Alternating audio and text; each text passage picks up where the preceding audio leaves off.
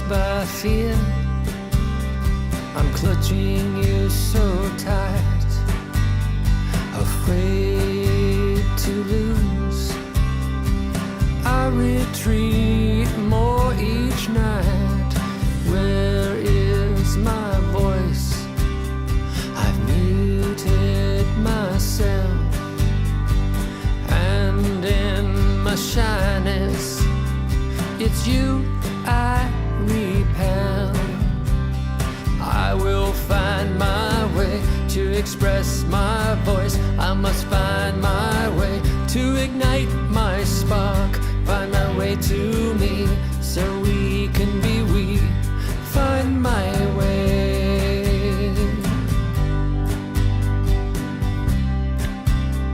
The fractures between us rise into view. I cling to the scraps of the care that falls through. Where is my strength?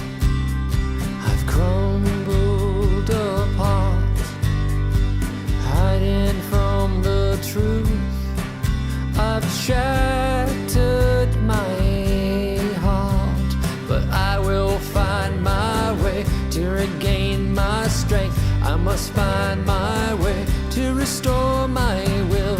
Find a way to me so we can be we. Find my way.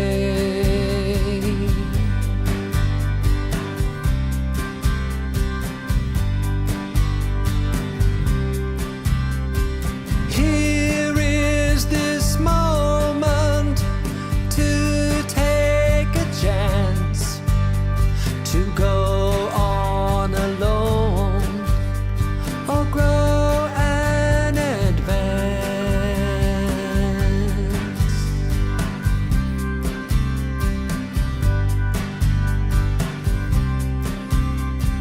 I will find my way to express my voice. I must find my way to ignite my spark. Find my way to me so we can be we. Find my way.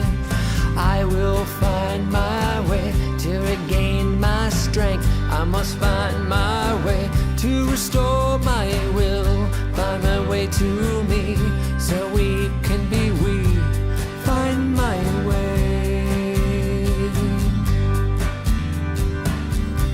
Find my way.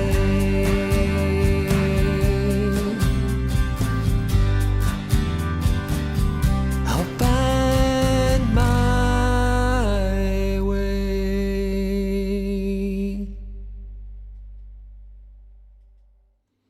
Welcome to Sunday Live, and thank you for finding your way to my show. My name is Caleb, and I do the show every week from 5 to 6 with a half-hour after party. We say a half-hour after party, but, you know, really, honestly, we've had them go on for a couple hours. So, hey, stick around, find out about our artist all that more deeply. The first hour will be an interview, and we're going to show some videos by the artist. And then in the after party, we're going to loosen up, unzip our turtlenecks, and dig in deeper into the artist's background and other projects they may work on. If you have any comments or questions for the artist, we have a chat room, and it is open. Say hi to folks. They may be people you know. A lot of folks on the show are from Balanced Breakfast, the music industry meetup group. So if you don't know them, it might make a connection with Balanced Breakfast. You might end up in a rock lotto band. Anything can happen. So let's see here. What else do we have? We have theremins. I have multiple theremins in the house. My wife says, how many theremins do you need to have? And I said, as many as I can get my hands on, Tony. I hope you're staying safe out there.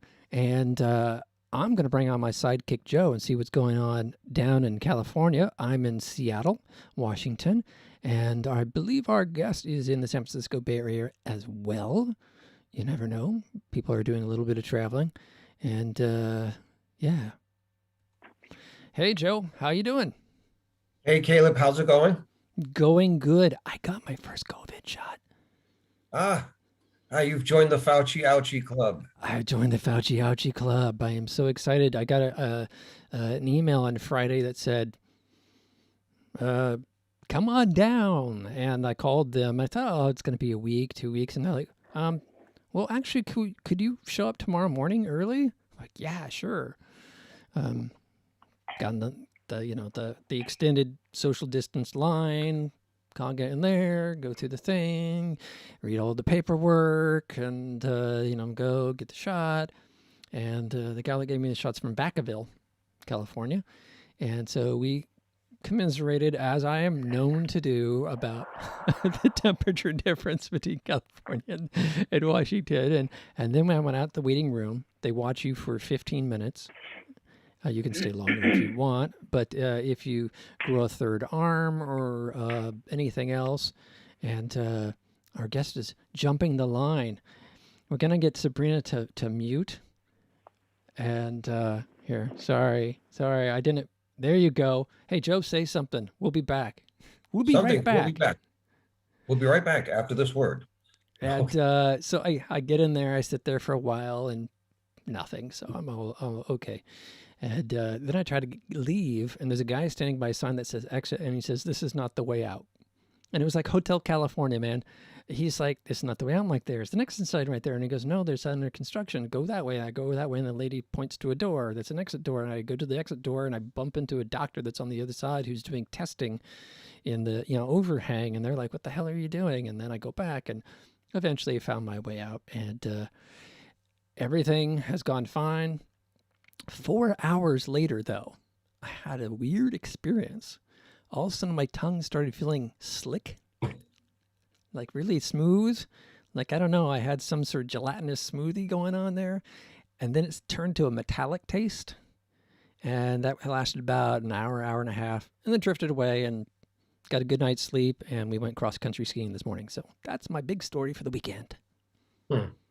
Mine getting out on a bicycle. I've been house sitting in Montclair for 2 weeks, and that's Nice. wrapping up. And I haven't been on a bicycle in 2 weeks, and I felt kind of weak. So I took a trip over the San Rafael Bridge on a bicycle, and that was rather fun. Whoa. Hold the press. I remember when they were talking about putting a bike lane on the San Rafael Bridge, and it went back and forth, back and forth. It's actually there. Well, it's been there for just under a year now. All right, nice. That bridge, the bridge bikeway has been there as long as our show has been on.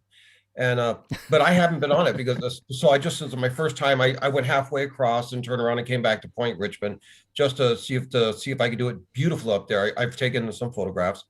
But speaking of the COVID vaccinations, Golden Gate Fields Racetrack in West Berkeley, Albany area is having some appointments come through, and I'm going to have to apply. So we'll see. Nice. There are many before me who are far more qualified than I am to get a vaccination. I'm not considered at risk or whatnot. Technically speaking, I'm too young and hot to get a vaccination. So what am I going to do? I have to resign to greatness and wait my turn. Well, here's the thing. If your deli ticket comes up, you grab the meat. I'm just saying. So, Absolutely. I get it. I didn't think I would be coming up until May. And, they got a big batch, and they're like, okay, let's get this into arms. And I lucked out. Alex is going to have to wait. She's going to have to wait till May 1st. But still, that, by the end of May, it's going to really open up things with if we want to travel around or go to a restaurant or whatever. I don't know. It's just the idea of hope. I think it's not like I really need to do all these things. I'm pretty much in the studio and pretty focused on projects and my face in a computer most of the time. But it's the idea. You know what I'm saying? Absolutely.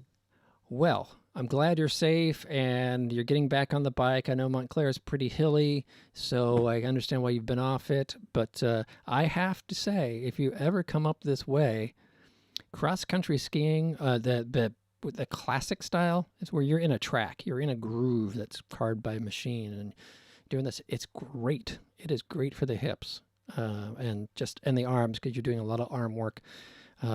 Highly recommended exercise. All right. Well, that's got nothing to do with our guest this week. I think, who knows? She could be a cross-country skier too. Our guest this week is Sabrina D. Simonton. I think I got that right.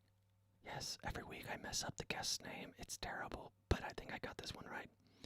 All right. She is a singer, songwriter, and musician. And here's Sabrina. Hey, Sabrina, how you doing? Hey, I'm great. How are you?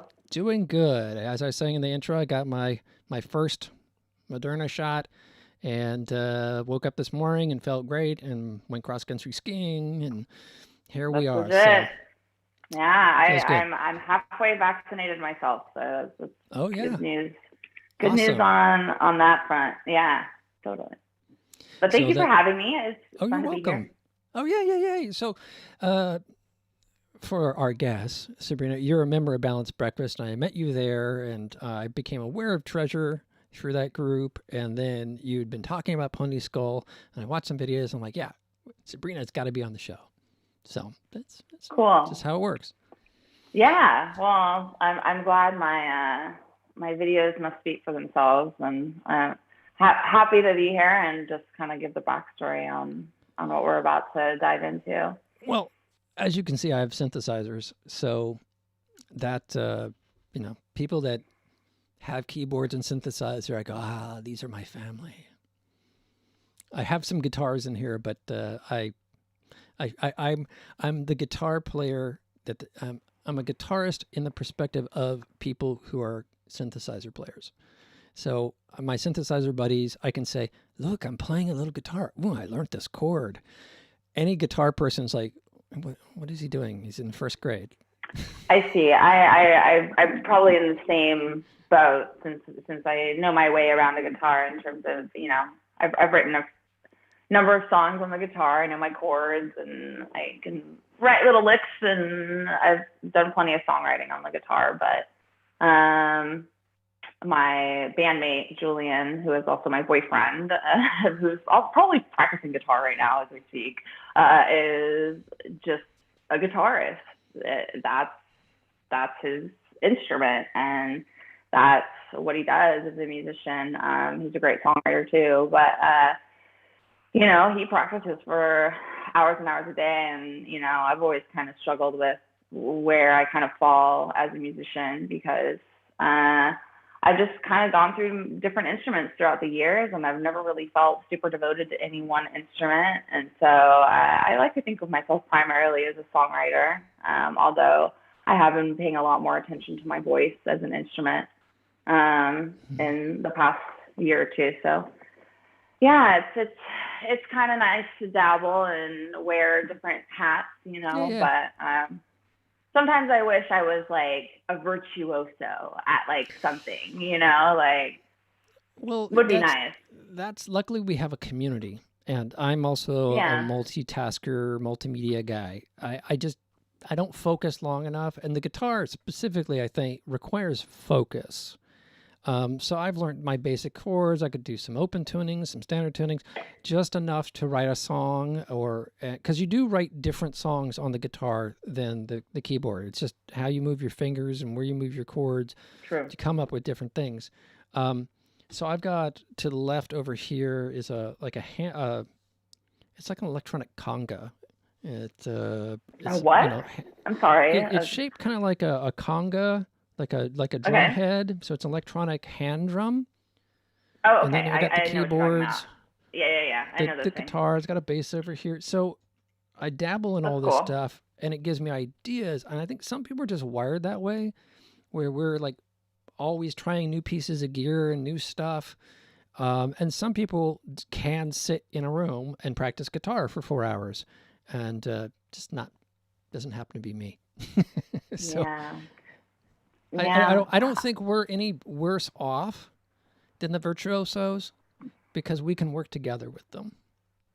That's what I'm saying. Yeah. And that's the thing. If you want to do music in any kind of big picture way, you really do have to work with other people. There's no way around it. Even the most famous, pop stars that you can think of, had a whole team of people, parents who supported them, studio musicians, backup singers, backup dancers, just like an army of artists around every single star. Like you think of, you think of Lady Gaga, you think of Beyonce, you think of Prince, you think of Michael Jackson. They all had just like this army of talent surrounding them.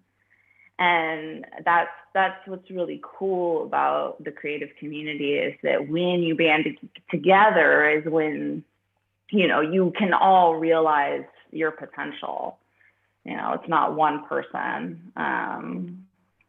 So yeah, that's a pretty cool part of the community. And I've been really grateful to Balanced Breakfast, and Stefan has just been incredible in the ways that he has helped not only me personally, musically with my band, but also just everybody just being kind of a linchpin in the community and giving us a place to kind of have a forum and have discussions and meet each other. And especially during this whole last year when we've been stuck inside. So it's like, thank God for Balanced Breakfast. Oh my goodness. Yeah, I was saying to a couple of friends, "How are you doing without all the social?" I'm like, "What are you kidding? Every 2 weeks, I'm meeting new people in a social group. I'm hanging out with my friends in a virtual clubhouse, and so what are you talking about? This isolation thing?" And a big part of that has been what Stefan has done. Yeah, it's like so important to have that human contact, and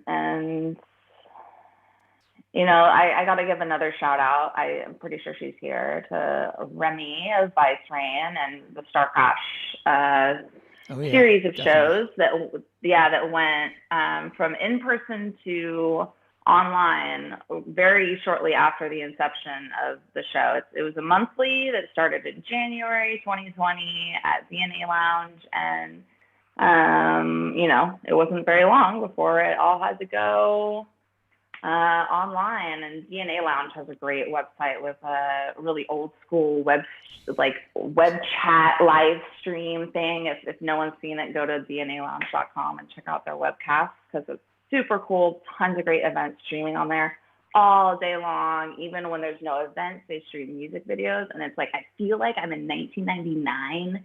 It's like this black and green interface, and it's just so great. But the chat interface is like it's really aesthetically pleasing and intuitive, and the whole website works well. And just that venue just transformed into like this online community. And Remy is so smart in how she realized very quickly that an online showcase can involve dozens of artists. And like the last couple of Star Crashes have just been, you run into a problem with promotion, because I did help with the last couple Star Crashes doing some promo.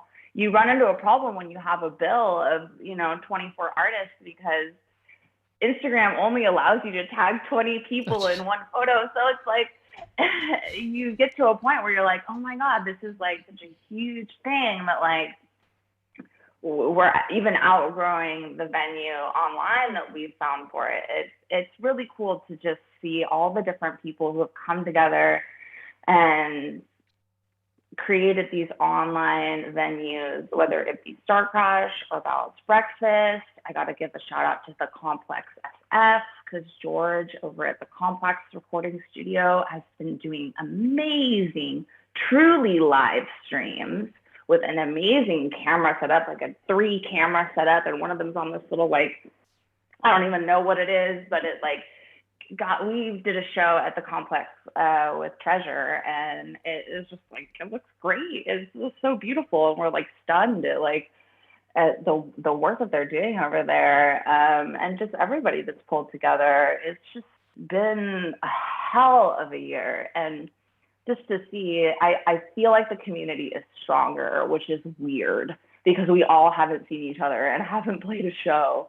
But it's I'm getting a little emotional because I just think it's so freaking cool to be a part of, and I'm grateful for all these people who are, putting the effort in that into doing that stuff, because it can be a thankless job to promote other people. And it's a lot of hard work. It takes a lot of time. But I know we try to show, everybody in our community the love that they deserve and support each other. So, I hope everybody I just talked about knows how valued they are, because truly, like, my whole 2020 would have been a different story if not for those events. So it's a two-sided coin. Like, pandemic fucking sucks. Like, this has been the worst year of everybody's life. And, it's kind of funny to come out of it and be like, well, it's actually a lot of cool things actually happened. And I think those cool bag. things, at first people were like, oh, when are we going to get back to normal? And now I'm like, we're going to go into a hybrid of what was before and what we've learned. Hybrid. And it's going to be a wonderful hybrid in that live shows, if you're a live performer, you now can perform live all around the world. And you know how to do that. Yes. So folks that didn't know how to do that now know how to do it. I didn't do internet streaming before this, And it was Stefan put a streaming festival together like the very first weekend when we were in lockdown, and that led to this show. And now we've gotten so used to it, a lot of people can take that and now expand their show listing. It's not just about booking at a specific venue. Yeah. But like you said, booking with Star Crash, booking with, the South by Southwest festival, right, that we just had. And it just opens up the possibilities if you combine both together. And I think there's enough pent-up tension that when venues start opening, it's going to be an additive process versus flipping a light switch from one to the other. Yes, totally. I would love to see more venues do what DNA Lounge is doing, because streaming is where we're at now. And you're right, like, it gives you the global audience, and it would be cool to have, a Great American Music Hall webcast. It would be cool to have a webcast for the Warfield, a webcast for, you name it, like any of these venues that we love and want to support anyways. I mean, obviously, if we're able to go to a live show, that's a whole experience that people crave. But what about those people who live far away, can't get to the show, have work, want to watch the show on their break or while they're in a waiting room somewhere on the other side of the world? It's like, there's so many possibilities that I'm interested to see whether or not venues leverage streaming the way that DNA Lounge has leveraged streaming, and the Complex has leveraged streaming. The Complex is a recording studio, not a venue, but the same principle applies. It's a way to kind of get your brand out there and be like, we are. And before, studios were like, well, how can we get enough clients and struggling, and all of a sudden they've become broadcasting venues, right? So these crises start blending lines, and I want to give a shout out to Art Boutique in San Jose. They've set up a beautiful camera system there as well and are perfecting it. Before we chat more, I do want to throw another twist in on this live multiple global locations. But I want to show a music video. So let's play Ghost for folks and show them what Pony Skull is all about. Ghost. Follow the sound of footsteps down the hall. I don't understand what could be making that noise. I'm home alone.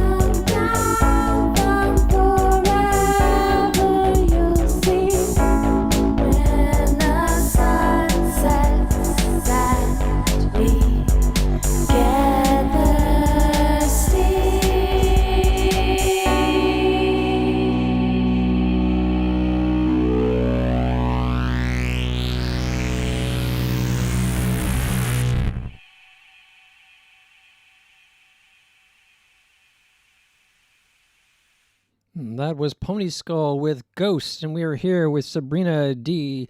Simonton, who is Pony Skull. And we were just talking about different venues and how venues have been converting into online streaming stages, performance locations. Recording studios have started being places where people perform, and it's bringing this whole new level. And one thought I had was, with Starlink going online, if folks aren't aware of Starlink, it's one of Elon Musk's projects to bring internet to everybody in the world. So they're deploying like 16 satellites a week or something. I don't know. And the idea is that you're just going to have this network of satellites that are rebroadcasting the internet at the planet. So if you're in Alaska, you're in the mountains of Montana, you can still get high bandwidth internet. For us artists, it's going to give us eyes on our work that we've not had before. That's scary. That's scary. And that is a very real truth about globalization and the internet, is that people out there are going to find you, and for good or for bad, if you put yourself out there, then, people are going to either become fans or critics. And so you really have to decide and curate who you are, in a sense. Yes. Or at the very least, the part of you that you want to put out there into the world. This is a great point, because when I started, I was one of the first people to be in a multimedia program, and then to be in a multimedia graduate degree and all this stuff. I was there from the beginning. I saw this, and everybody was so small community. It was a small town. So everybody said everything. It was no big deal, but everybody did behave because there were people who policed it. And that's all kind of gone now. And it's everything is out there for everyone. And there was a certain point that I had to dial that back and say, whoa, whoa, whoa, it's not that world anymore. And I started filtering what I put out and, thinking about my image online. I've done the same thing. I went back in my Facebook and I deleted everything. Honestly, I mean, my Facebook doesn't have a whole lot on it unrelated to my music anymore. And that's intentional, because privacy is important. And I am honestly grateful that I did not really have access to social media the way it currently is when I was growing up. I came into the internet as like kind of a early teen. I started going on the internet probably at like age 11, preteen. Maybe.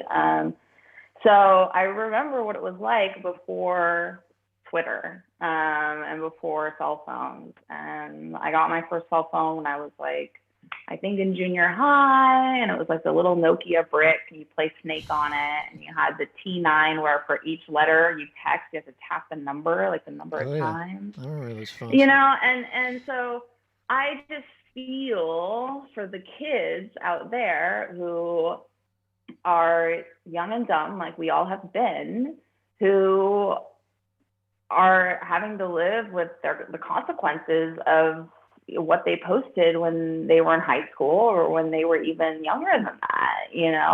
I feel bad for the people, and there have been people lately who have lost their jobs because of shit they put on Twitter. And I am just thinking of all the stuff that I probably would have put on Twitter when I was 16 years old that would not be cool when I was, an adult. We all have moments where we are not our best selves. And the unfortunate part of social media is that if you have that lapse of judgment and you let that part of that, that version of yourself that is not what you want to put out there, if you let that out there, you got to be ready for what comes back. And it can be amplified, right? You put it out there, and then that one little thing can be amplified out and repurposed, and It's honestly Yeah. terrifying. And, I honestly had a thought like that when I sat down to do this interview, because this is one of the longer interviews I've done as a musician. And I'm thinking to myself, fingers crossed, I don't say anything really stupid. I'm Well, representing me, I'm usually at this representing point, the I'm band. asking, where did you first start music? Well, now I'm hesitant. I kind of like, maybe we should just talk about this, the technology.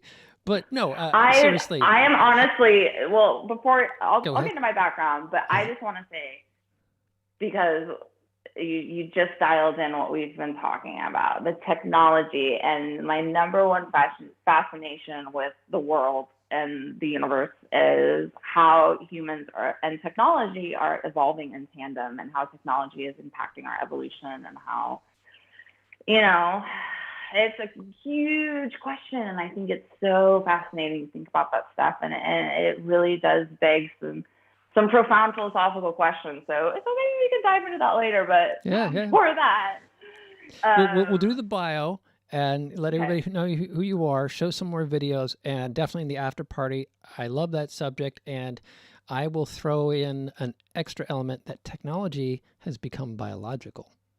Ooh, Yeah, so okay. that's the I'm teaser, folks. intrigued. Stay around for the after party, and you'll find out how I'm going to tie this in, how the technology, biology, and human biology. So, Pony Skull. When did you start Okay. Pony Skull? I started Pony School in college. I had a synthesizer since high school. I got a micro Korg as a gift when I was 16, my 16th birthday. And I started songwriting with it in high school, and then that kind of went into college. And I had released music as a solo acoustic singer-songwriter with my guitar when I was in high school. I released like a little short EP under my name. And then once the synthesizer came into the picture, the songwriting kind of shifted in style, obviously. I eventually adopted the name, well, I shouldn't say adopted, the name Pony Skull was actually bestowed upon me by a good friend at the time. And it was just, it was an appropriate nickname because at the time I was sporting a rainbow mohawk. And I never wore it, spiked up ever. I don't think I ever did it once. I just shaved the sides of my head and dyed it rainbow, and it was just a shaggy, looked like a unicorn mane. And she somehow came up with the Pony Skull part of it, and it just was something that resonated with me because I liked the wholesome connotation of ponies, like the little girl wants a pony for Christmas. You go on a pony ride when you're a little kid, it's a very wholesome kind of idea. Pony, they're cute. And then skull is like death. And I was just like, that's kind of cool. I like the dichotomy there. So I just ran with it. It seemed appropriate for a synth-based project, and it just kind of evolved from there. It honestly didn't really start getting traction until after I joined my band, because my band was kind of taking up some creative energy that wasn't getting spent somewhere else. And so I made the conscious decision to kind of start spending more time on Pony School too, because, I was focusing one kind of energy on the band, but I had this pent up energy that I hadn't been spending enough time with the Pony Skull project. And so I kind of ramped up doing stuff for Star Crash with Pony Skull. I did a interview show thing for Music City San Francisco, and Alvy was the host. That was really fun. And then yeah, I just finally put an album that I recorded up on the streaming website so that people could actually listen to it. I recorded an album in 2014, 2015, and I had it on Bandcamp and my website, but I never had it on Spotify or anything. And then finally last year, I was like, hey, I think I'll put this up on streaming and maybe people will listen to it. And usually people aren't listening to it, but every once in a while someone does, and I'm like, okay, that's cool. Like, people can find it if they want to, it makes it like legit. Like, I'm an artist on Spotify. You are legit. Okay, we're talking about a bit of this imposter syndrome thing. I know it's come up in a bunch of conversations, and we're just like, part of the mission is to stamp it out. Every famous artist is the same as you and me. They're just people. They're doing their thing. They're putting their work out. Yes. Some folks, like you say, their brand takes off and they're able to hire a company, right, around them. And, that puts them in that 1% musician level. Most people, and that's fine. That's a great place. And, hats off to all the work that, say Lady Gaga put into her career. And totally. That does not make anybody else lesser. I disagree. Okay, bring it on. I disagree because you said it yourself. The work that Lady Gaga has put into her career makes the work that I have put into my career look minuscule. I am such a baby when it comes to my development as a musician. I've been singing since I was a toddler. I remember singing along to cassette tapes of the Aladdin soundtrack, Disney's Aladdin. I was singing along to Lion King soundtrack, and just a small child just like singing into this little toy microphone, and just like, since I could walk, I've been singing. I only started taking vocal lessons 2 years ago. 2 years ago. Why?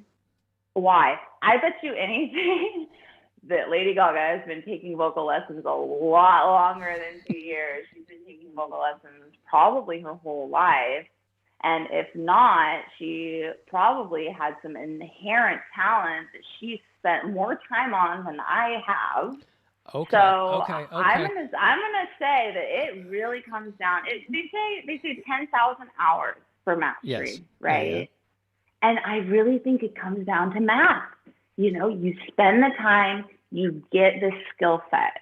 You don't spend the time, you don't get the skill set. The end. Completely agree. And this is why I can't play guitar more than just doing some songwriting or but here's my counter argument. Okay. That person in Montana that's going to get that streaming service over the internet from a satellite for the first time is going to discover all this music. And a lot of them, like when I was growing up, won't care because I like that song. I like that song. I like that song. I like that song. I like your counter argument. And I will bring up another interesting. Oh, I'm going to pause you. I'm going to play one more video because I realize you and I are talkers, so we can get this whole thing, and nobody's going to get to see any of your videos. So here's another Pony Skull. Because I realize it's 45 minutes, and I'm like, oh, I only played one video. I want to show your stuff to people. So you come back with that the reaction to the counter argument after this next track. This is "Bang on the Walls" by Pony Skull. Bang on the walls until the neighbors get home. I've got a look to give, but I can't make you stay. Bang on the walls until the neighbors complain.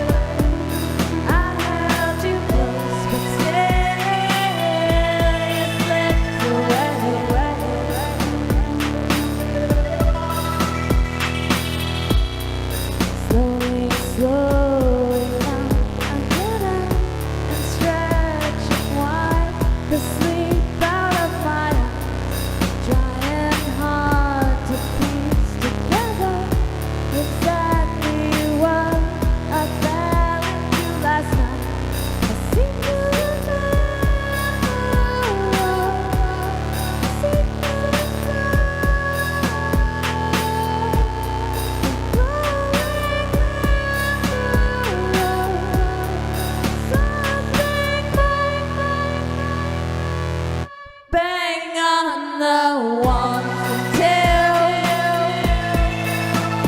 the neighbors get home. I've got a look to kill, but I can't make it stay. Bang down the walls until the neighbors complain. I heard you push and stay slipped away.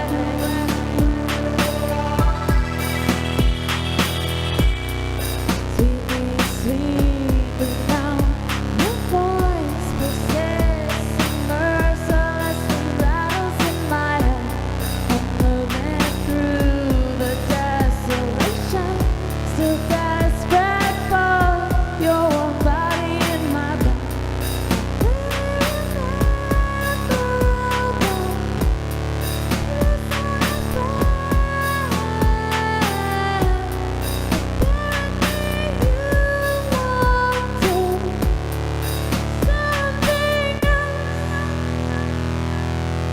I look down, down, down, down, down, down, and step right, right. Tell me how could you forget about me? I burst out, and rise up, still you float so high, you float so high above me. Bring down your walls, bring down your walls, bring down your walls, and so I did. Bring down your walls, bring down your walls, bring down your walls, and so I did, and so I did.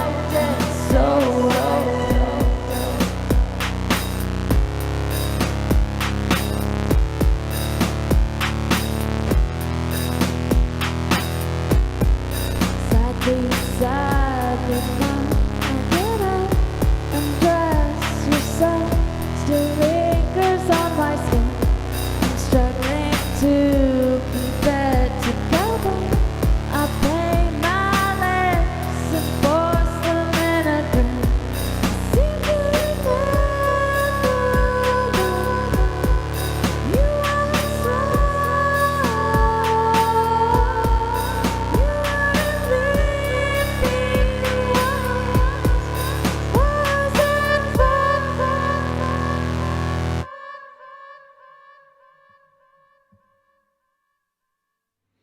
That was Bang on the Walls by Pony Skull. We are here interviewing the woman who is Pony Skull and the keyboardist for Treasure, Sabrina D. Simonton. I'm really hard time saying names. It's I don't okay. know. It's okay. It's a It's lifelong okay. problem. My name's a little bit of a mouthful. Thanks, Mom and Dad. But I gotta say, it rolls off the tongue nicely though. I gotta say, thanks to Fetz who did the visuals on that video. Fetz AV is a new friend of mine and quickly has become a good friend of mine.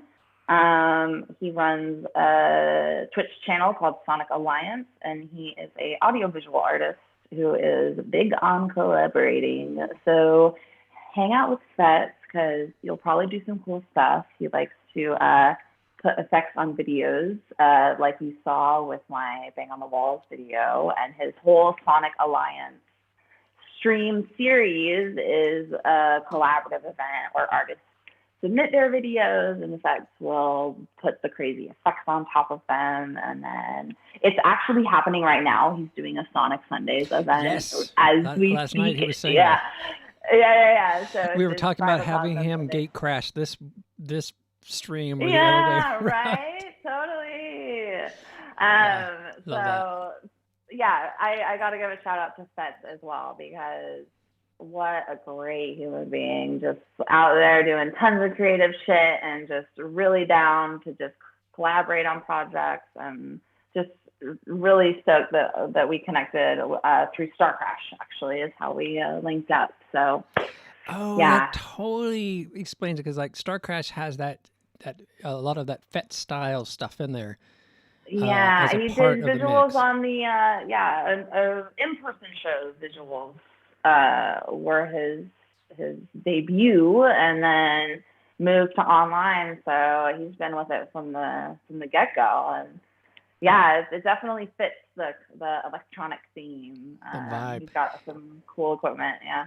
So you get to about 15, you've done some guitar, you get this keyboard, it sort of takes over a chunk of your music life, and then you mentioned Pony Skull was the name then, and then Treasure came along later, because folks, when Sabrina was talking about my band, and this is a band called Treasure out of San Francisco, Treasure with a V is the, With a shtick, V. Treasure with a V. Yeah. Treasure And with a V. so where was I going with that? I don't know. Anyhow, that's what just letting folks know what the reference there was. So you do that, you get Pony Skull, you're playing with the synth and doing stuff, and I want to show one more video of Pony Skull. Okay, cool. And then we'll come back and we'll talk about Treasure. Okay, cool. We need to talk about Treasure. All right, sweet. They'd kill me if we didn't talk about them. And folks, if you have questions for Sabrina, do put it in the chat. I can flip to this window where it's just you and some chat messages to Sabrina. So be thinking about that. Be entering.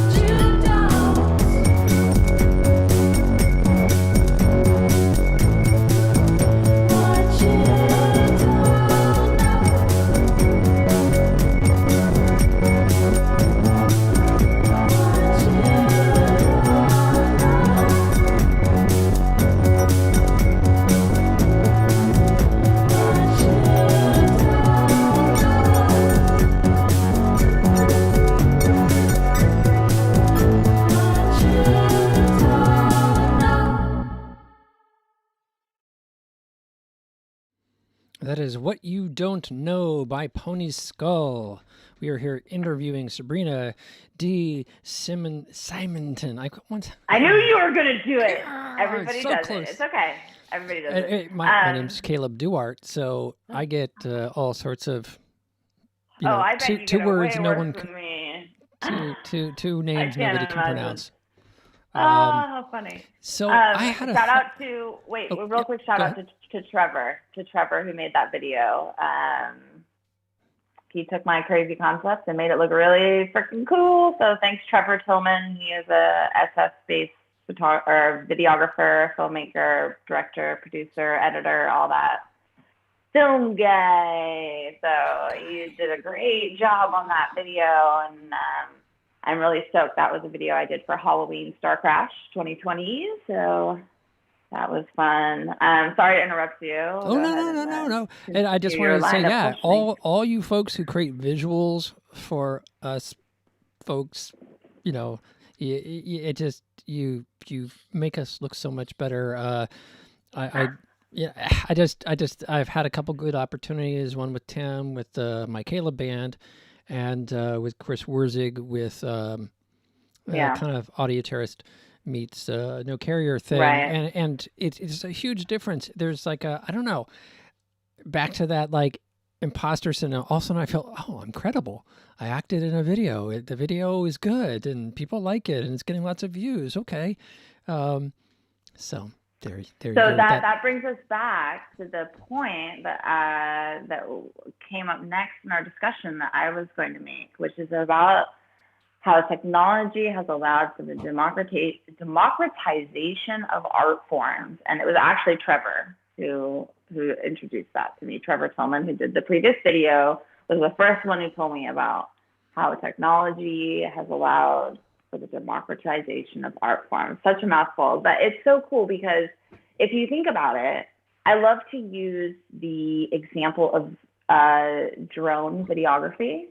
Mm-hmm. Anybody can go to a store or order online a drone that can film, and you can get a whole range of drones with various different, capabilities and film qualities, but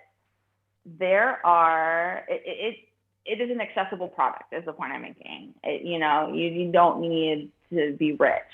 You used to have to be rich to get footage flying over the Bay Bridge or flying across the Marin Headlands. I see my friends' drone videography and I'm like, holy shit, you would need a helicopter for that. Yeah. 10 years ago, you would need a helicopter for that. Even 10 less years than ago. that. And amateur videographers are able to go out there and capture and realize their vision. And that is so freaking cool.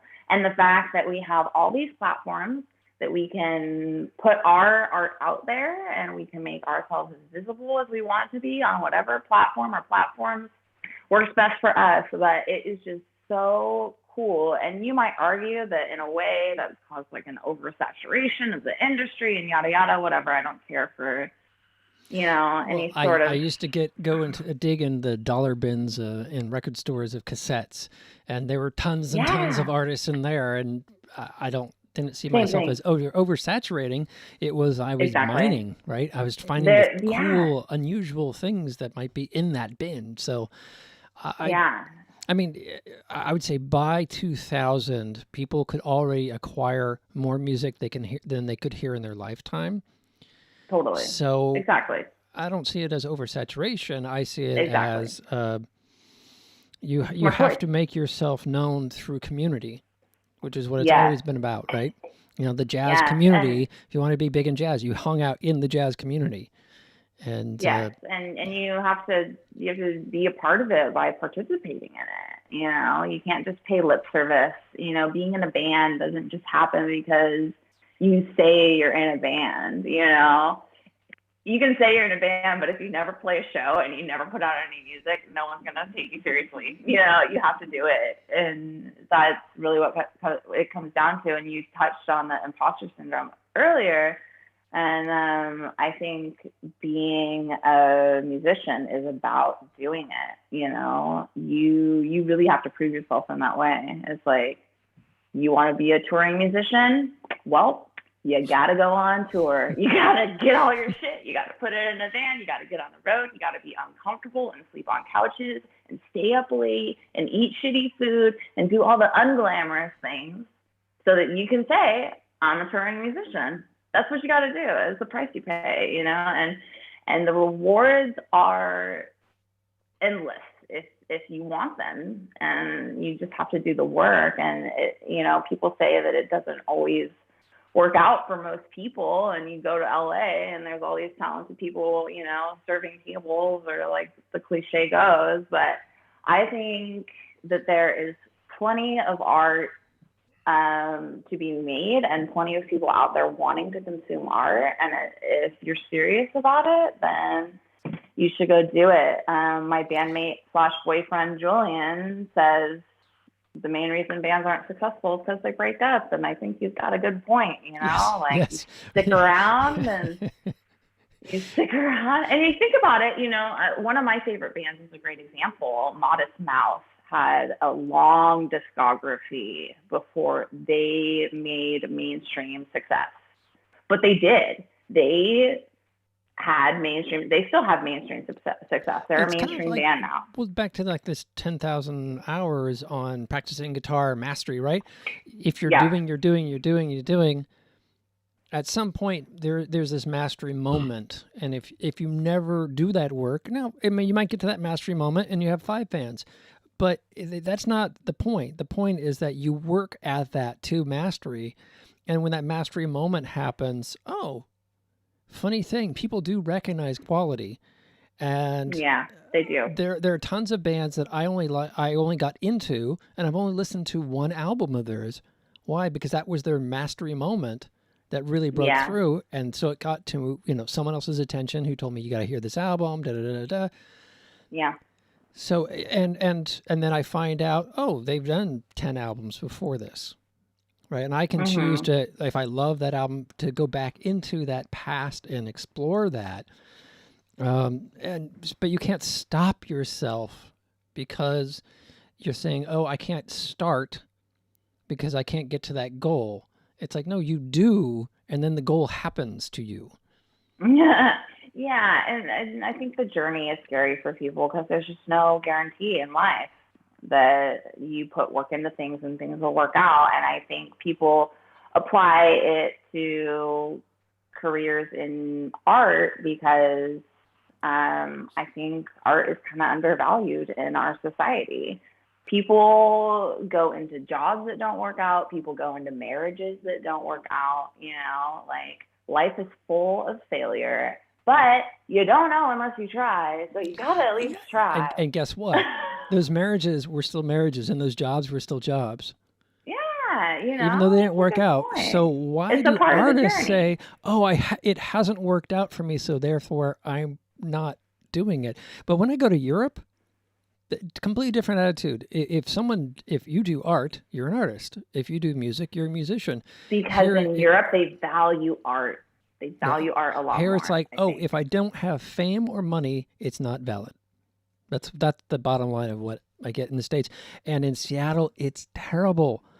I'm doing this show Yeah. from Seattle. I've been up here a year and a half. I balanced breakfast. We got up to like 40 people in a room for events. And as soon as people started figuring out that they're going to have to kind of put in this other kind of work, not work to learn their instrument, not work as a performer, but this sort of this business work and all this other stuff, we'd see people start to drop away. And I've been doing this show for a year and a half. My wife and I moved up here a year and a half ago. And I've had one person, let me think if that's correct. I think only after 51 episodes, only one episode had someone from Seattle. Interesting. People, it's you know, people talk about the Seattle freeze thing, and I've now learned that term. Yeah. And it's kind of like everybody here is fighting for the same small piece of cheese, so that's very adversarial. And yeah. and so the line between you've really made it, and all the rest of the rats is like really strongly drawn.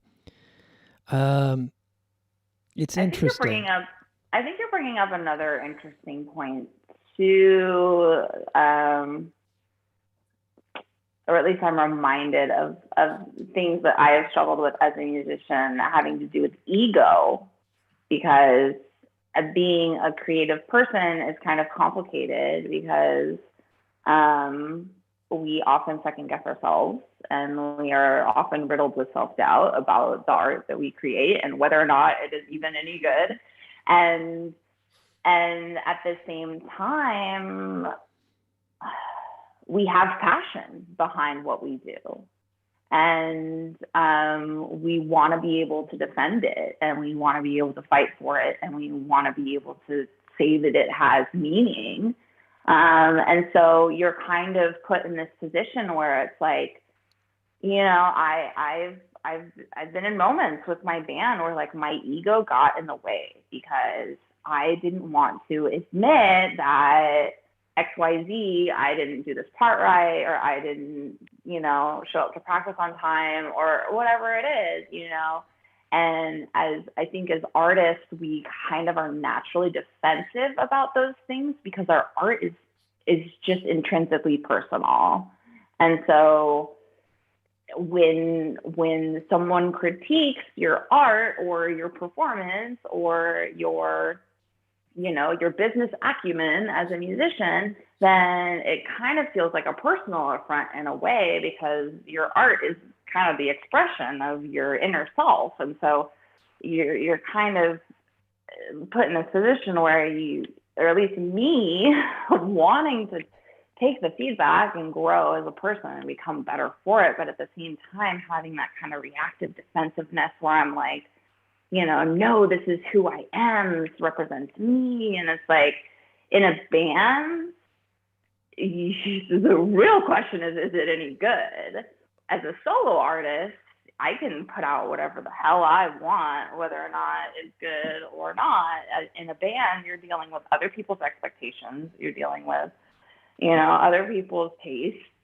And you don't always, you know, you don't always come up with the vocal line that they want, or you don't always, you know, play the part, you know, properly because you're not skilled enough, and you have to sit down and look at yourself in the mirror and be like, okay, I just need to fucking practice more, or I, you know, just need to shell out for voice lessons, you know. And that's how we get back to what we talked about with the Lady Gaga example, is like, you got to put in the work. And when you're in a band, and when you're in a community, which a band is, well, yes, okay, let's say, community. I'd like to make a caveat here. Band names are brands, not bands. People are bands. I like that. Yeah.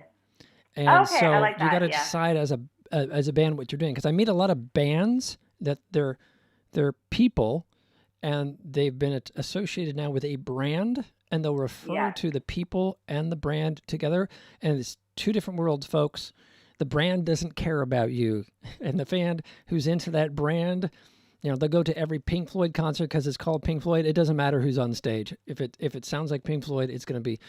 Anyhow, so you've done. What was that, Some Joe? surviving member of the band that's no longer together, they get the legal ownership to the name and carry on as a band, even though they're like the sole survivor. Well, and bands churn over members. You know, look at Yes and the years of Yes and all the different band members that came. Oh, yeah. And how many times there's been a Yes album where the founding member and lead singer wasn't on that project. But you've done this interesting thing because you've had this solo project. You're capable of making your own music. You could do your own thing. You've chosen to put yourself in a potentially uncomfortable situation by being in a band and being in that focus of critique and collaboration that can be intense. So why do it? If you can program your synth and do all your own music. I was talking about this with Julian today, just like not even 2 hours ago, we were talking about it. because he was listening. He was listening to a YouTuber. He watches a fair amount of YouTubers, musicians, guitarists, and stuff like that. And the idea that came up was, as a musician, it's good to surround yourself with people who are better than you, because you can lift yourself up to their level, but you don't have control over other people. So if you have people that hold you back, or aren't into what you're into, or don't want to do the same thing as you, then that's a problem. But if you're around people who are doing what you want to do and are doing it at the level that you want to do it, then that's good. You can aspire to that, you can work towards that, and then you can get there. And so that's kind of where I'm coming from. It's like, my band is full of talented people, and I respect their musicianship. And I respect their creative input. And I think that together we make a lot cooler stuff than, or just stuff that wouldn't be possible I'd say necessarily different with me stuff. by myself. I wouldn't allow you to say a lot cooler stuff, because I've listened to Treasure and I've listened to your stuff. They're very and different. It's apples and oranges a I little like bit. both. I like both bodies of work, but if I was going to say I'm a fan of Pony Skull, because Pony Skull is more of my wheelhouse.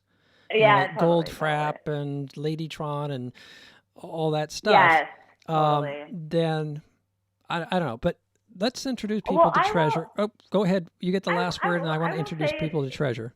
Okay. I will say it is cooler in the sense that there's the collaborative element, and Yes. that is not there with my solo project unless I want to bring someone else in, which I never have. So the collaborative piece is kind of cooler because it's a lot more rewarding in a sense, because you have those interpersonal relationships. You let's certainly talk about Treasure. you're challenged, and you come up with stuff that otherwise you wouldn't have come up with, and quite often Yes. it's better, because I will Yeah. find like a project I had in the 2000s, Queer Blue, did the whole album, and someone said, "Why is every track in 120 beats?" And it was like, it just didn't occur to me. I just did the whole album, and that sounded good. That sounded good. No one in the process said, you might want to change your tempo, and have a tempo map Interesting. where things like in your last track, What You Didn't Know, that was brilliant how you did that bridge towards the end as an extension to going back in the chorus, Thank you. which is unusual. And you just dropped it Thanks. down to maybe the minor third, whatnot, and you drop the tempo. That, that variety, it's great to have someone check in with you and say, oh, this piece might be better if you put a little variance in there. And okay, thank you. Yeah. There's a tunnel vision that can happen when you're working in the studio on your own. Absolutely. So I want to introduce Treasure. Here's a little trailer on the band. And Oh, then yay. I want like to this come video. back and talk about how you got involved with Treasure, and then we'll play the first Treasure music video.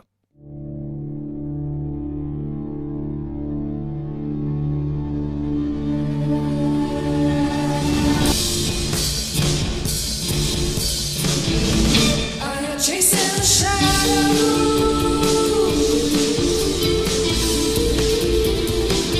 the ones you love. Are you hanging the gallows inside your head?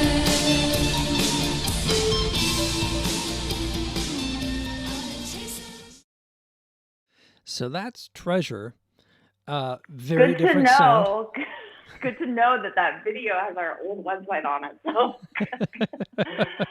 thanks for Come sticking on the around to show. this so You I get can fix it. proofreading, free service. Yes. Update your branding. Make sure Yes. you're pointing fans to the right location.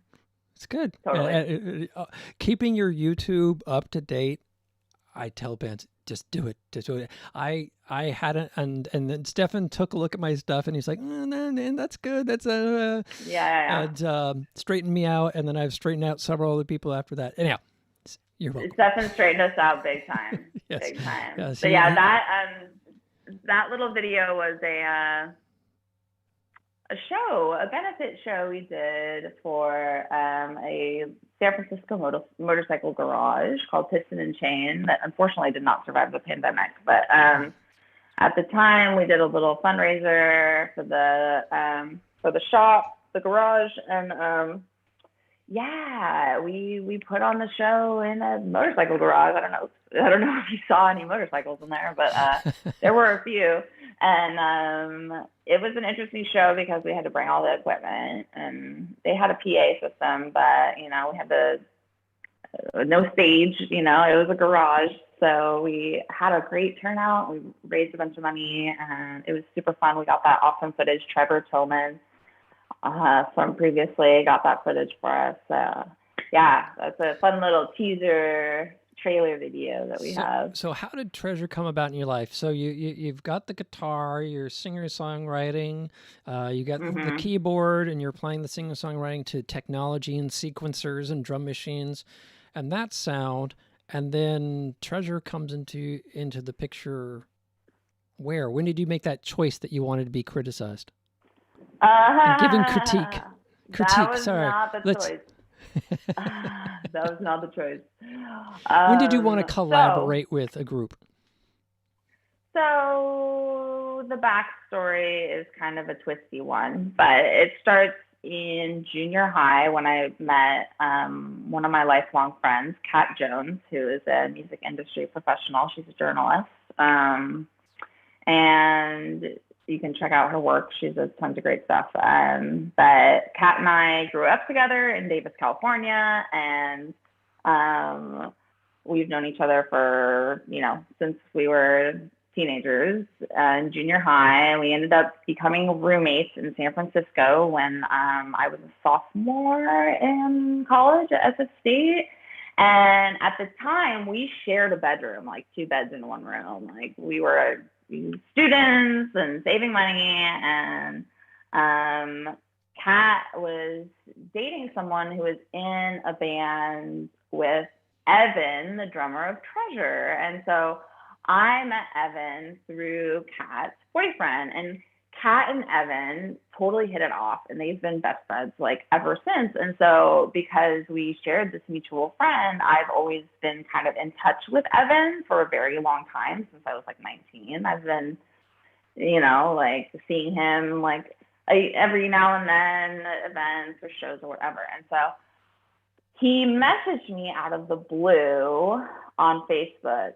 And he was like, hey, I'm doing this project with a couple of my friends, and we were thinking of adding a synthesizer, and do you want to come jam with us? And at the time, I was trying to get out of a really horrible relationship, and I was really excited at the prospect of having a hobby. And so I was like, sure, I will totally come jam with you guys. And I remember walking out to the practice space, and Julian was standing there waiting for me, and I had never met him or heard of him or had any idea who he was. And he was dressed in an outfit. He looked like on point, and I was like, who is this guy? Is this the guy I'm meeting? Like, what's going on here? And sure enough, it just like kind of blossomed from there. I started writing lyrics for the songs and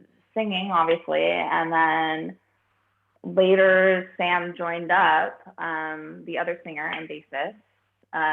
But the whole project initially started as kind of the brainchild of Jason, our guitarist, and Julian, also on guitar, because they were playing in a band called The Living, who is a great band. And Jason was playing drums in that band and wanted to spend some time doing guitar in a project. And so Julian, who is very ambitious and always wants to be making music, joined him, and they started writing songs. And then they've known Evan since high school. And so Evan kind of joined up as drummer, and then me, and then Sam. So it was really kind of like this merging of paths that happened over time. But I didn't really know what I was getting into or how serious it would get. It's one of those kinds of relationships where you like think it's casual, and the next thing you know, you're married with 2 kids, and it's like. And here's the band van, aka the station wagon, Exactly. that all your electronic children need to be packed into. They need to be taken to soccer, and and also it's you're so funny. living life. We have a van, and it's a Dodge Grand Caravan, total soccer mom van. So It works. Yeah, it works. It works. So let me show folks a video by Treasure, and so they Great. get a full sense of the band, and we'll be right back.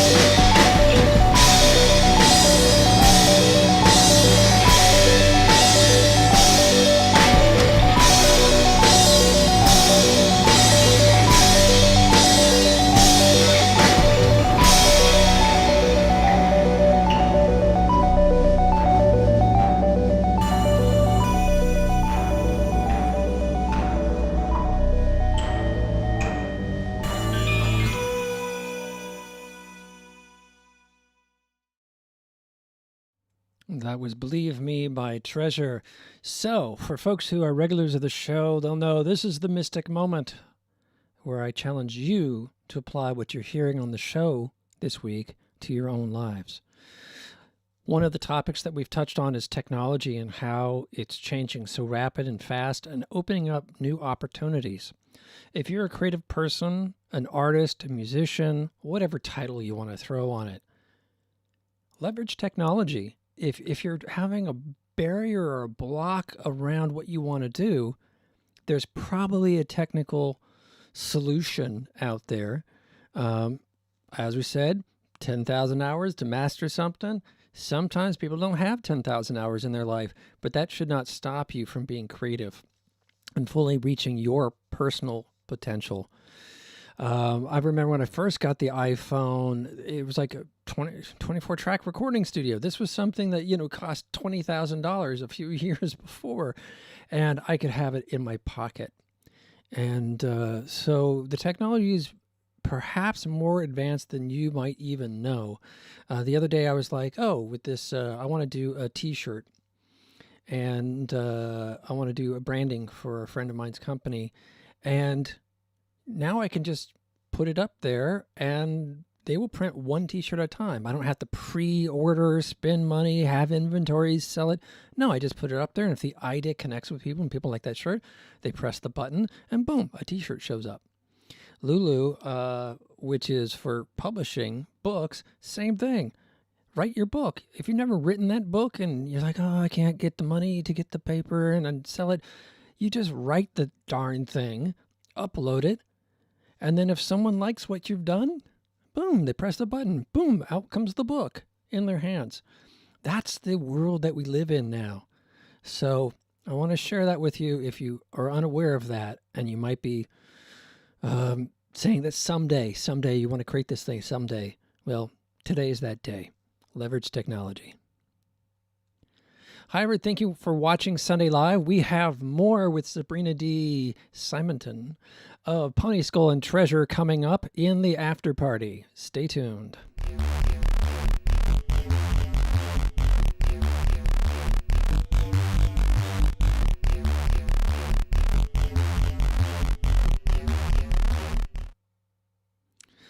So, Treasure. We're talking about getting groups of people together and performing, and that collaborative process and how it formed over time.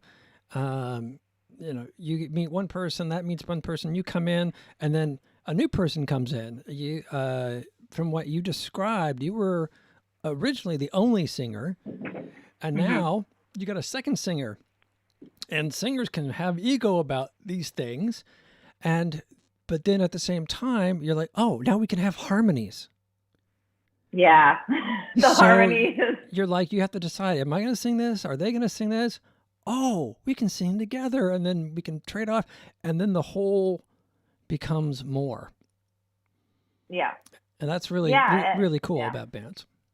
I always like I personally, because I was heavily influenced by the Beatles' White Album, maybe Styx' Grand Illusion, a couple of these other acts, those bands, they all had multiple singers and multiple songwriters.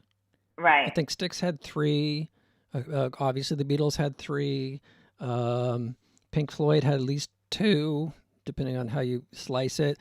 And to me, that's what made those albums incredible, was because you never knew what to expect, and it was always evolving. It wasn't just the same thing. Totally.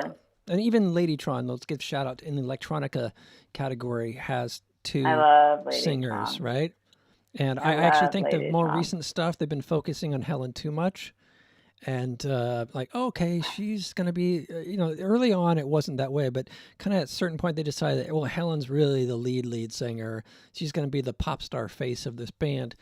And I think that removes the community aspect that their early work really had and loved. So, all right, I got off topic. Yeah, there is something about that, though. I mean, and there are artists that have gone and branched off. Take Gwen Stefani, who started in No Doubt, and sure.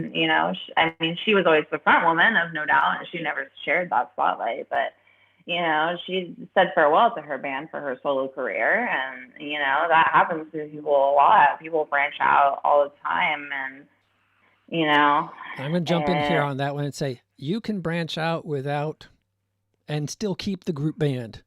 Like these days, folks, you can. It just depends on your priority. It just depends on your priority. I think Gwen Stefani has seen way more success as a pop star than she would have seen as a rock star in her rock band. I think she's made tons of money, and good for her. She's amazing talent. So, however she decided to go down that path, and I don't know how No Doubt broke up or what the story of that is, but I'm sure there's a reason, and people go their separate ways, and often creative differences can be the source of that. It's either creative differences or it's your goals are not aligned. And you only have so many hours in the day, so at a certain point, if that's going to be the career path you're following on, there's definitely bands that have, like Queen. Freddie Mercury did solo stuff, and the solo stuff he did focused more on his operatic voice or his more show tune voice, which didn't fit Queen as a the rock band model, but Queen continued on, right? And they took a couple years off, and he did these albums, and then he comes, then they did a new album. So there is a certain level you can get to with your band. But if your primary career is going this direction and you're spending all your waking hours working on this thing, then you don't have time for No Doubt because you're too busy being Gwen Stefani and doing all the things you're doing there. And, and some people just have that star power. Like some people just have that, and I think you look at Gwen Stefani you look at those press photos for Tragic Kingdom when they released that album. Like you look at the photos of them around the time when they were a successful band.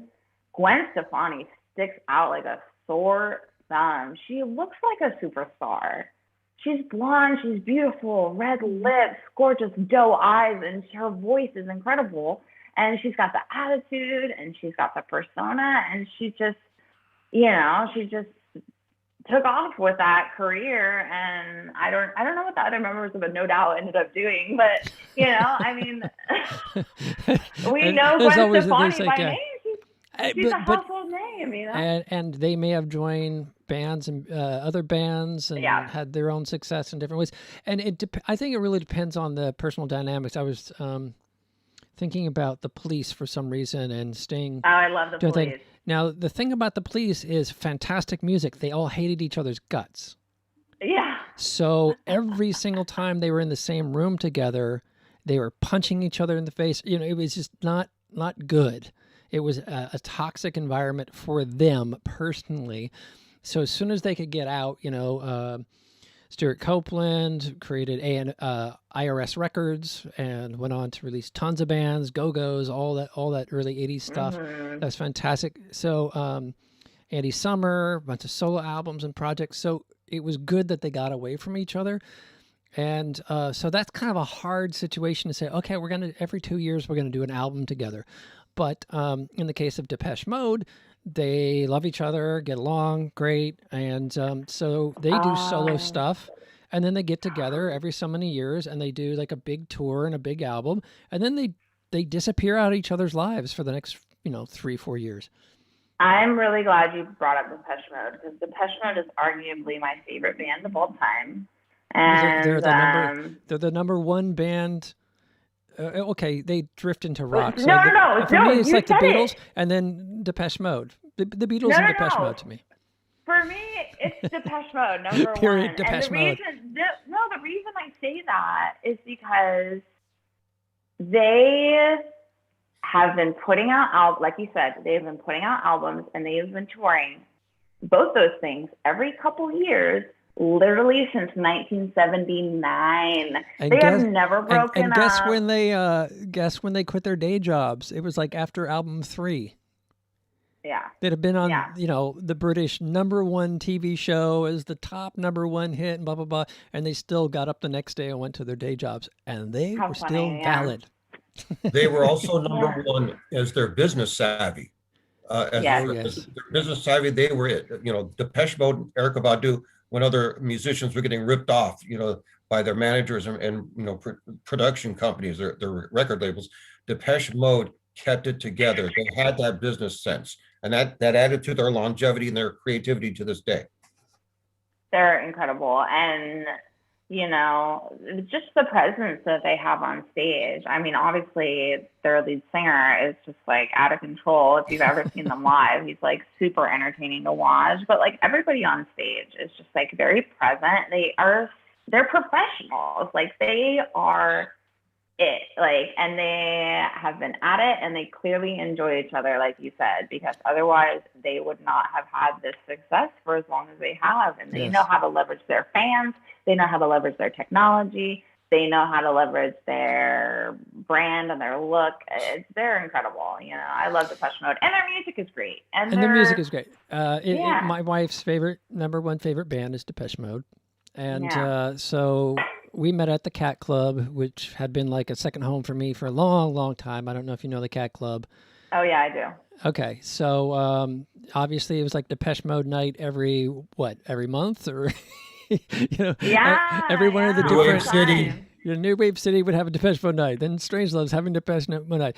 So yes, Totally. I know my Depeche Mode, and I can't think of any other club or any other band that had so many club nights dedicated to them on an ongoing basis. Yeah, there might be far bigger clubs. Okay, you're going to Ruby Sky, but it's like that kind of level is the band of the flavor of the moment. The flavor of the moment.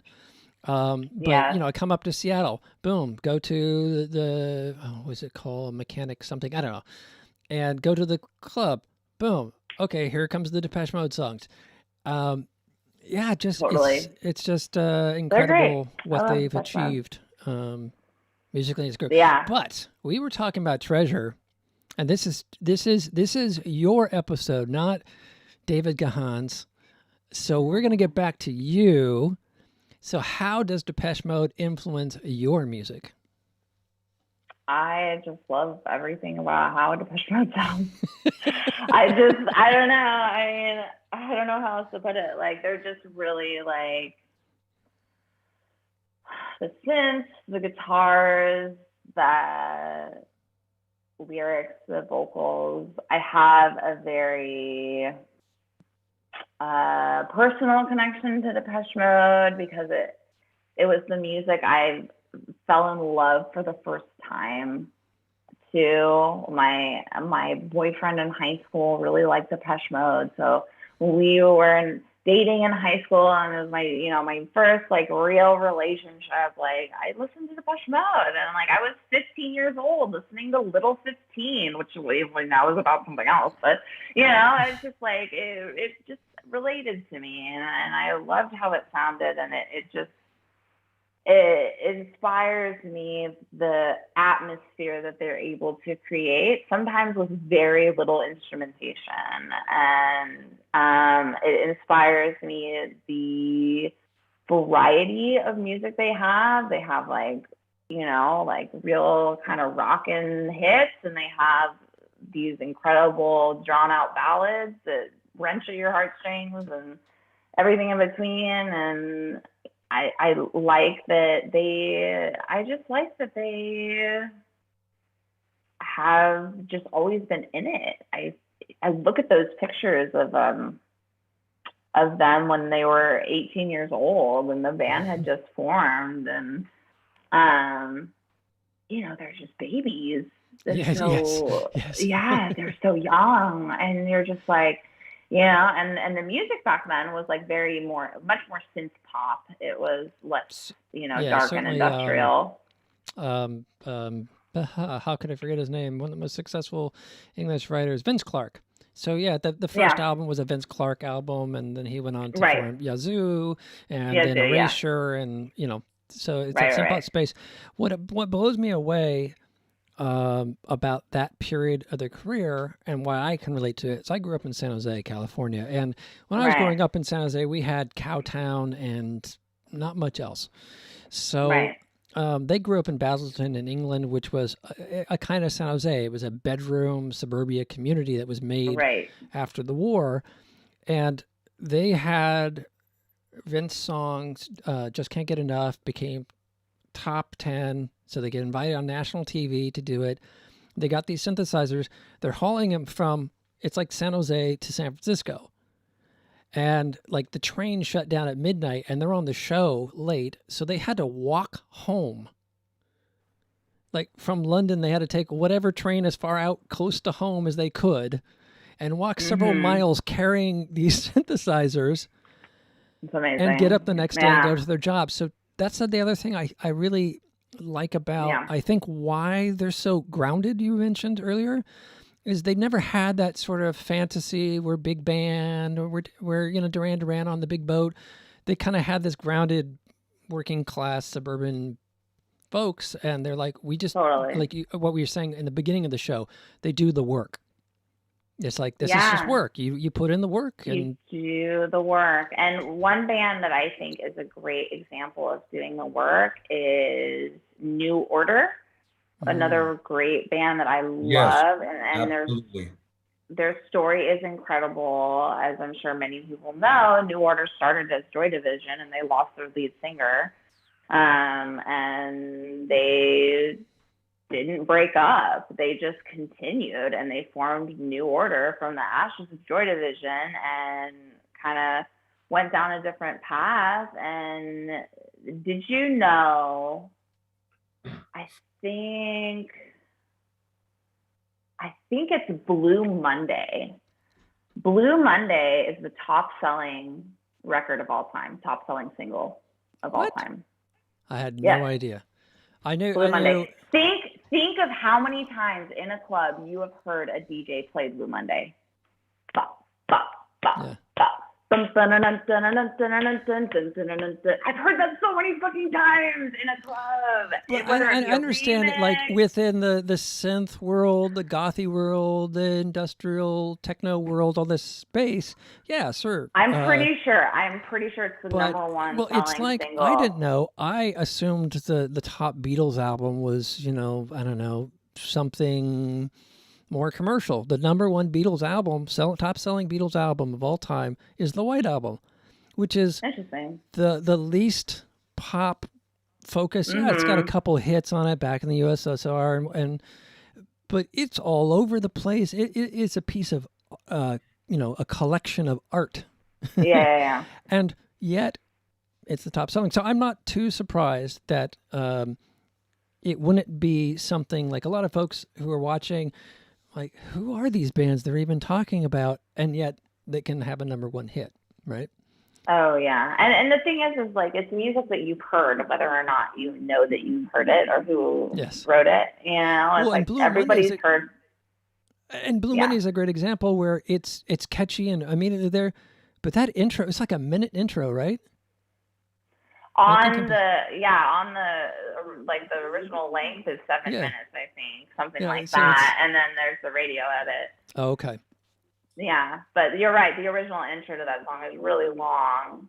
It's just that 4 on the floor, and then how does it feel? And everybody's like, how does it feel to treat me like you do? And everybody's like, oh, I've been there where someone's treated me like shit. And then the rest of the lyrics you can't really understand. But, like everybody hears that first part and they're like, how does it feel to treat me like you do? And it's just so fucking great. And it's brilliant that they did that first single vocally like Joy Division. So I feel like that first single, it bridges the two bands because of how they did the vocals. And, of course, they did other songs. My boyfriend Julian just texted me saying that apparently the top single is White Christmas. I guess he's fact checking me from the other room right now. White Christmas, Blue Monday. They're different days of the year, okay? Days of the year are the top songs. Yeah. Same thing. Right about. I'm sure Ruby Tuesday's in there. You're right about Blue Monday. It's the center of the Venn diagram for all the subgenres, like synth pop, goth, industrial, underground. Yes, totally. Absolutely. You can play at any of those kind of hubs. And that vocal, even though it's a very electronic piece, I think because that vocal and how it's sung is so Joy Division was a very rock, kind of post-punk vibe. Yes. It has a rock element too. And getting back to Depeche Mode, that I think is another thing that became very brilliant was, how can I space on Martin Gore's name? Martin I do it all the time. He started as a guitar player, right? Right. And so it became the synth band, but then he started playing guitar in the band, and suddenly you had this rock and electronic happening at the same time, which I think was a big what I breakthrough love. for a lot of bands. Hey, you know what it's time for? It's time for What? another Treasure video. Okay, let's do it. All right. Why not? What do you All got? right. What do you got? This is Too Late. Okay, great. Oh, whoa, there was a pause there. You're like, okay, great. I'm sorry. No, I'm very excited. I love this song. I wrote this song, so I'm excited to see it. All right, awesome. This is Too Late by Treasure. Thanks, everyone. We're Treasure from San Francisco. We are so excited to be here. Our last live show was almost a year ago.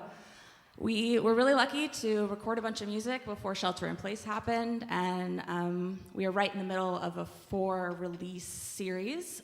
We just released 2 EPs, and we have 2 more to come. So check those out online. You can find us everywhere at Treasure Music. Remember, Treasure's with a V instead of a U. Yeah. The next couple songs are off of our most recent EP. This next single is called Too Late, and this one goes out to Chris.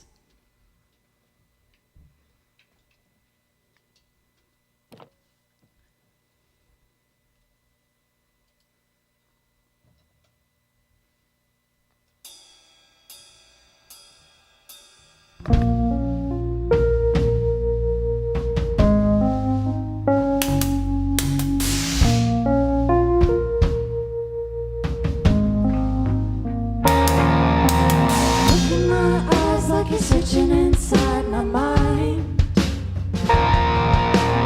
hoping you'll find a different or clearer view. Deep down lies a creature so weak with pride, wondering why our love just never grew. It's all been much too little too late. We're falling, but I haven't got time to wait. You're calling out from the depths of space. You're calling out. You turn to your sick delights. You know you should go, but your heart cries out to stay. Lay you wide awake after too many sleepless nights, looking for a light in this dark, desolate place. So you think I'm just a pretty face, walk through fire just to tempt my fate.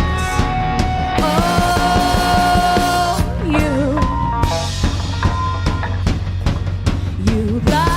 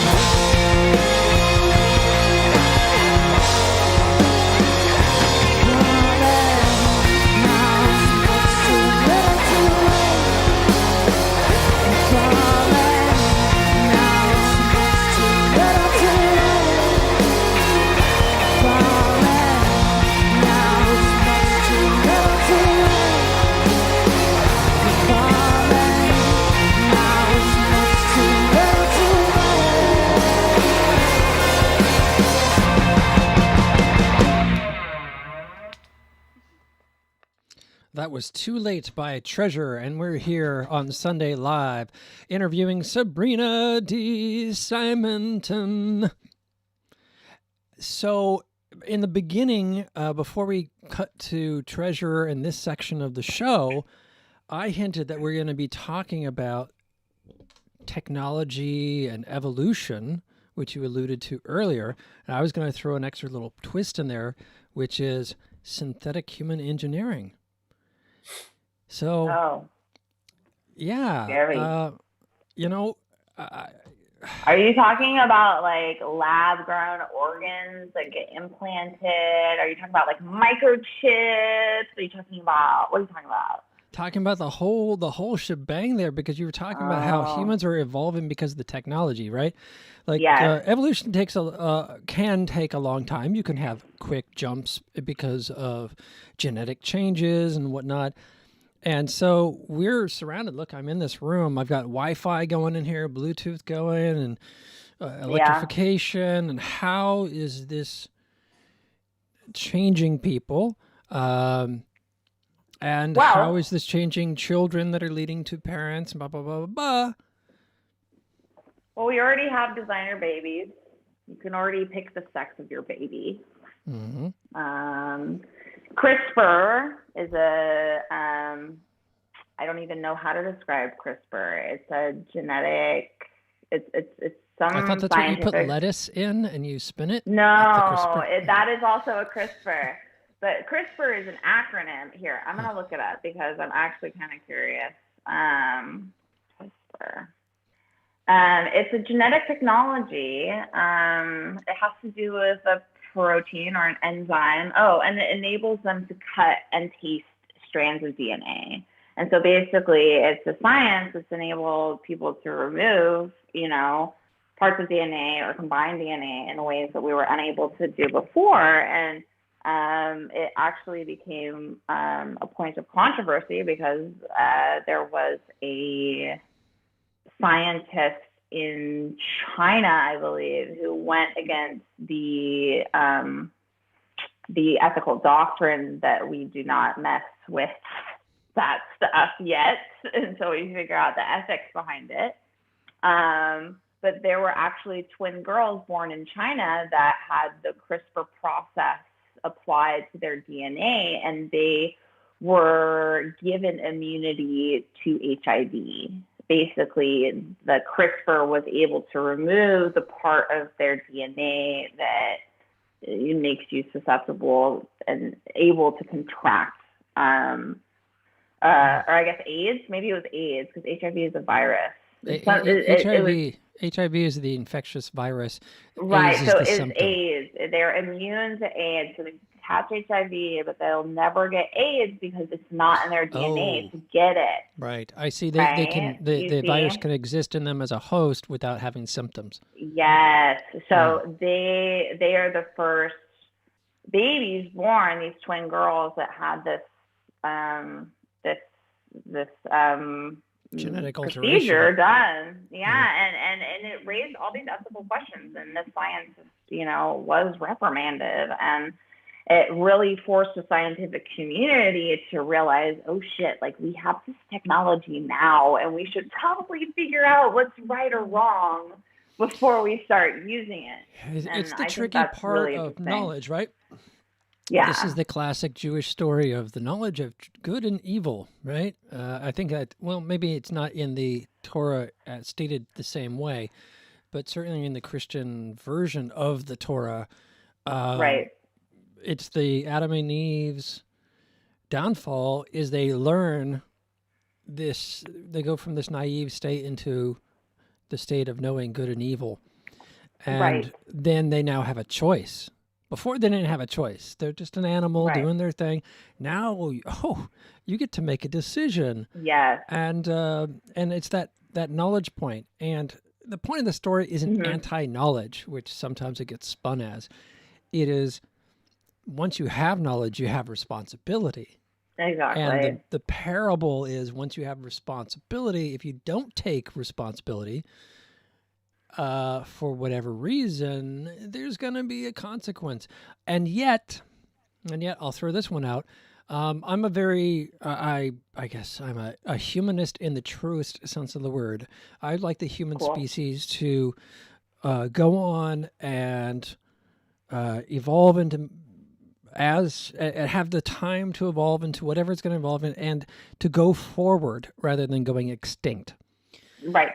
And a part of that is to accept that all species evolve. So the chicken is a dinosaur, right?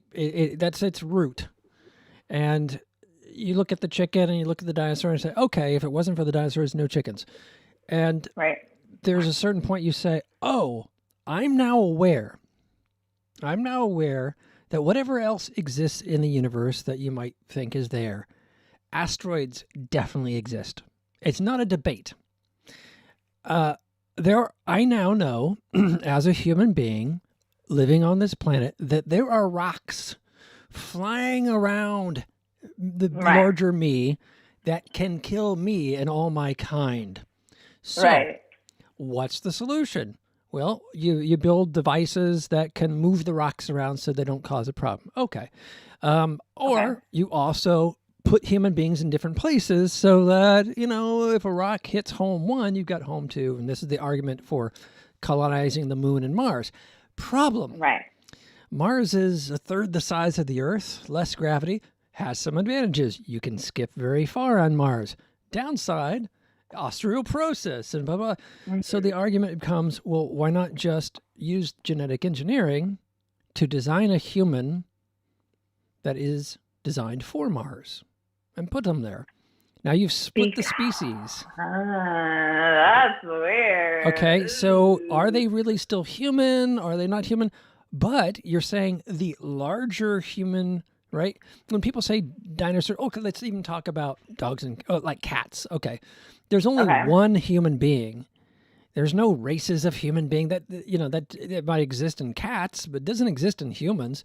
Humans are 99.99, point the same person. We're all the same. And all the other, whatever eye color, skin tone, all these crazy shit, that is all us projecting what we know about, oh, these dogs look different. They must be different forms of dog. These must be different forms of human. Well, you do DNA and you find no, that's not the case. But you would be definitely creating a different form of human to live on Mars, maybe even the moon, people that could not come back here, who could not live here because they weren't designed for here.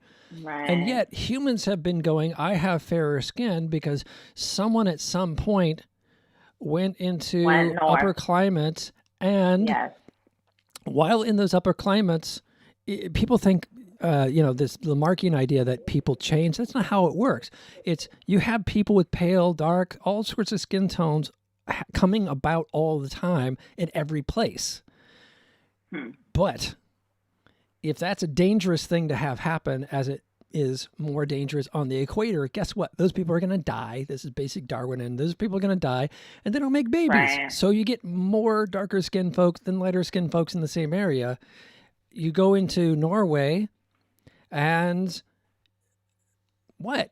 You don't die because you got less solar radiation or whatever the condition is. I mean, it's all adaptation. It's adaptation. So my point is, we've been on a very superficial level creating variants in our species, and now we've created the technology to make that variance intentional with a purpose. Now, it's very easy to, okay, we're going to genetically make the super soldier so we can all kill each other more efficiently.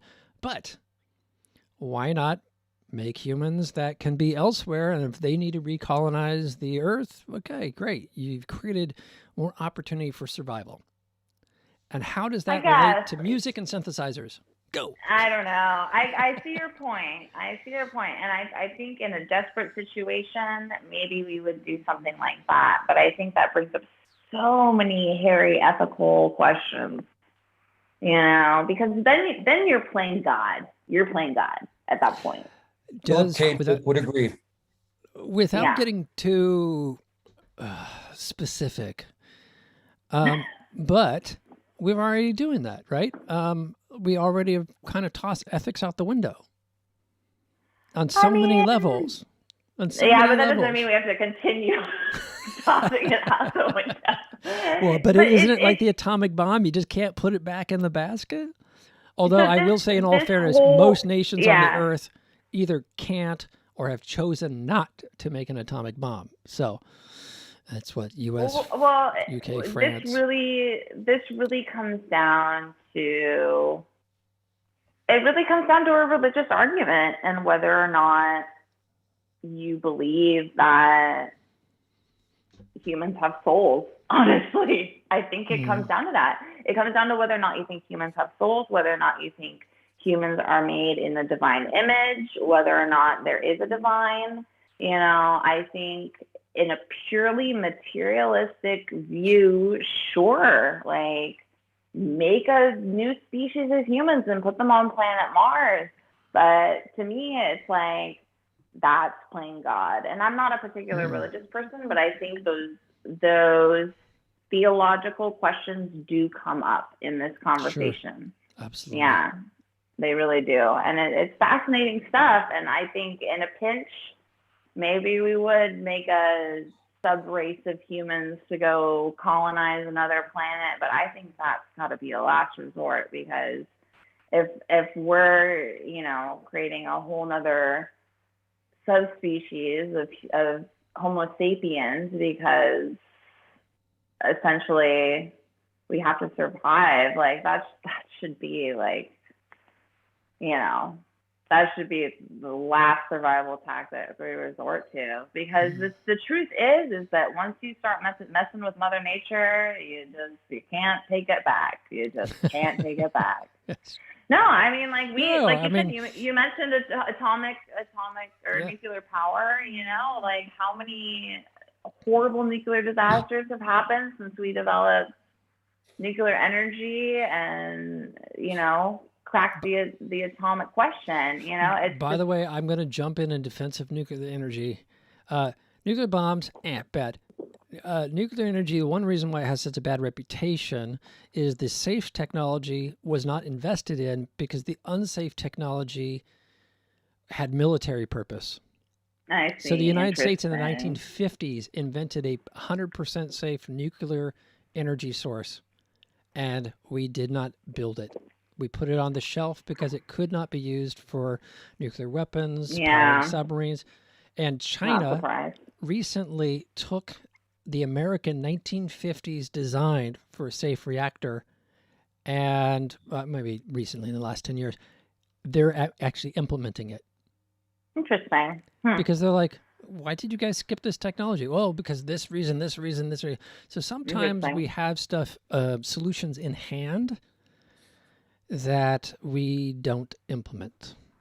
Anyhow, that's just a side note. I think a perfect example of that is the coronavirus vaccine that we came up with in a year because we dumped tons of money and resources into it. Right.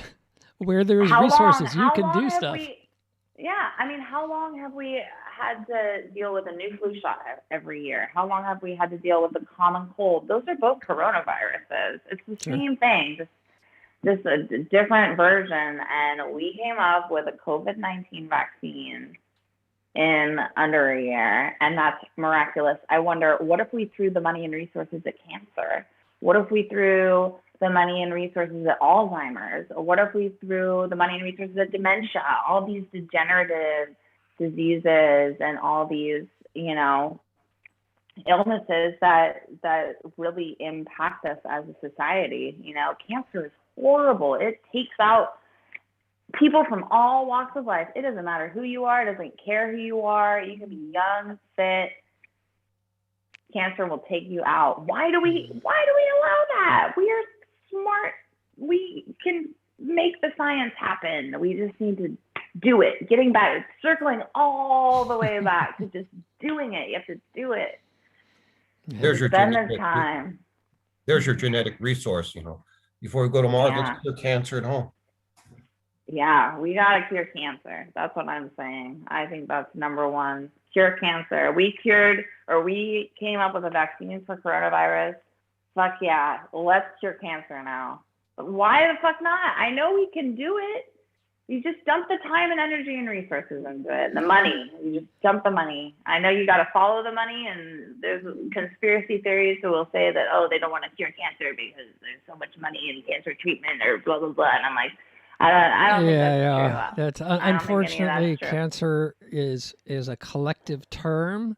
So Yes. the what comes below that collective term are so many different genetic mutations Exactly. that it's a whole suite of stuff. If you cure one of them, trust me, you're not going to lose money on the rest. So yeah, Oh, God, yeah. the thread that you have there that I really want to highlight is, isn't it incredible that our species, when given focus, can achieve unimaginable outcomes? We went to the moon because we were in a Cold War with Russia. Yep, It seemed like a life or death situation. And we thought didn't they go were to the going to drop moon the really to bomb. explore or anything. We just were in a pissing match, and we weren't going to lose. So the Americans said, "No, we're not going to lose," and opened up the purse, and here we go. And then we said, That's all it "See, takes." we're better than you." Exactly. All it takes. Yeah. And it was, I don't know, people don't realize is that the Apollo mission was such a narrow margin for error. I think they said, was it 14 or 15? They said if they had landed on the moon the week before, all the astronauts would have just been on the moon and fallen over dead. Because there was a solar radiation storm that would exceeded their ability to survive for more than an hour because of the radiation. So it was that narrow margins that allowed that program to be successful. Crazy. And people, this is the other part. It's not just the focus. There were people who were willing to take that risk to achieve the goal. Oh yeah, and I know people who have signed up to go to space already, and they are out there. There's a program. Space tourism? I think so. I think it's a space tourism thing. But there's somebody doing something where you can sign up to go to space and be one of the first people to do the space tourism thing. And I know a couple people who've signed up to be considered for that. And I think that's fucking cool. I mean, that's legit. I would go to space. I would totally go to space. Yeah? Oh, yeah. I'm not, I was talking about this the other day. I'm not interested in skydiving, but to go to outer space would be like, I would take that risk. I would totally take that risk. I would risk disintegrating in a horrible accident and flames, and as we re-enter the Earth's atmosphere and everything explodes in like fiery carnage. I would risk it just to see the Earth from outer orbit. That would be so cool. I just can't imagine what that must be like. That's the real Everest right there. What? That is the real Mount Everest right there for me. Exactly. Yeah. And it's funny because your backdrop show is actually the Earth from space. So it's crazy stuff. It's awesome. Come on, Joe. Say the line. Say the line. Well, speaking of the No, Joe, human come on. You got to say the line before you go forward. You got to say the line. Your famous line. Where no man has gone before. No. Your famous line is, "I can explain." Oh, Jesus. That's your famous line. I was waiting for it. It was going to come. Yeah, you got the space behind you. And you go, "I can explain." Anyhow, that's Joe's favorite line. Anyhow, go, Joe. Sorry, derailed the whole conversation. But no, just yeah, it's all so simple, really. No, the speaking of advances in human evolution, something that we keep forgetting is the human brain named itself. I don't know any other species that could do that other than us, you know. The human named that's itself. A big, I had never thought about that. The human brain named itself. It did.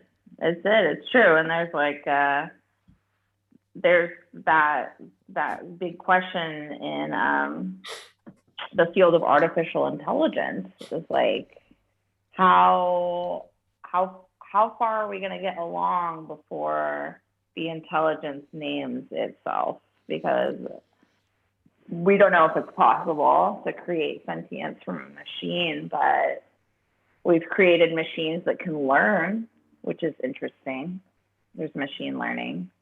So I'm curious to find out if the machines eventually will give themselves a name. Our iPhones will rename themselves and rebel against us. Well, there was that one experiment. I'm probably oversimplifying this. Was it Stanford who was running the experiment, and the system started generating its own code or something like that, and they pulled the plug on it? There was something a couple years ago that happened, and they're like, "Whoa, this is not kosher." Really? I think I know what you're talking about. I'm a news surfer, so it came I across my remember radar. there was a Microsoft bot that they put up, and it was like an AI conversation bot. Yes. But what it did is it just aggregated everything from, I think it was Twitter. It aggregated everything from Twitter and just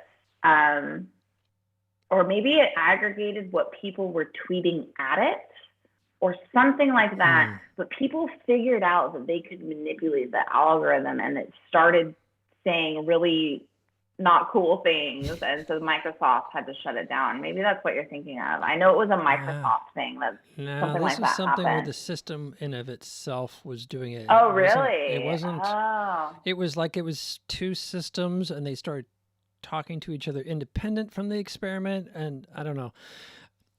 Google it, folks. I'm sure it's out there. Google it. All this lovely stuff about humanity. The Corbin Project.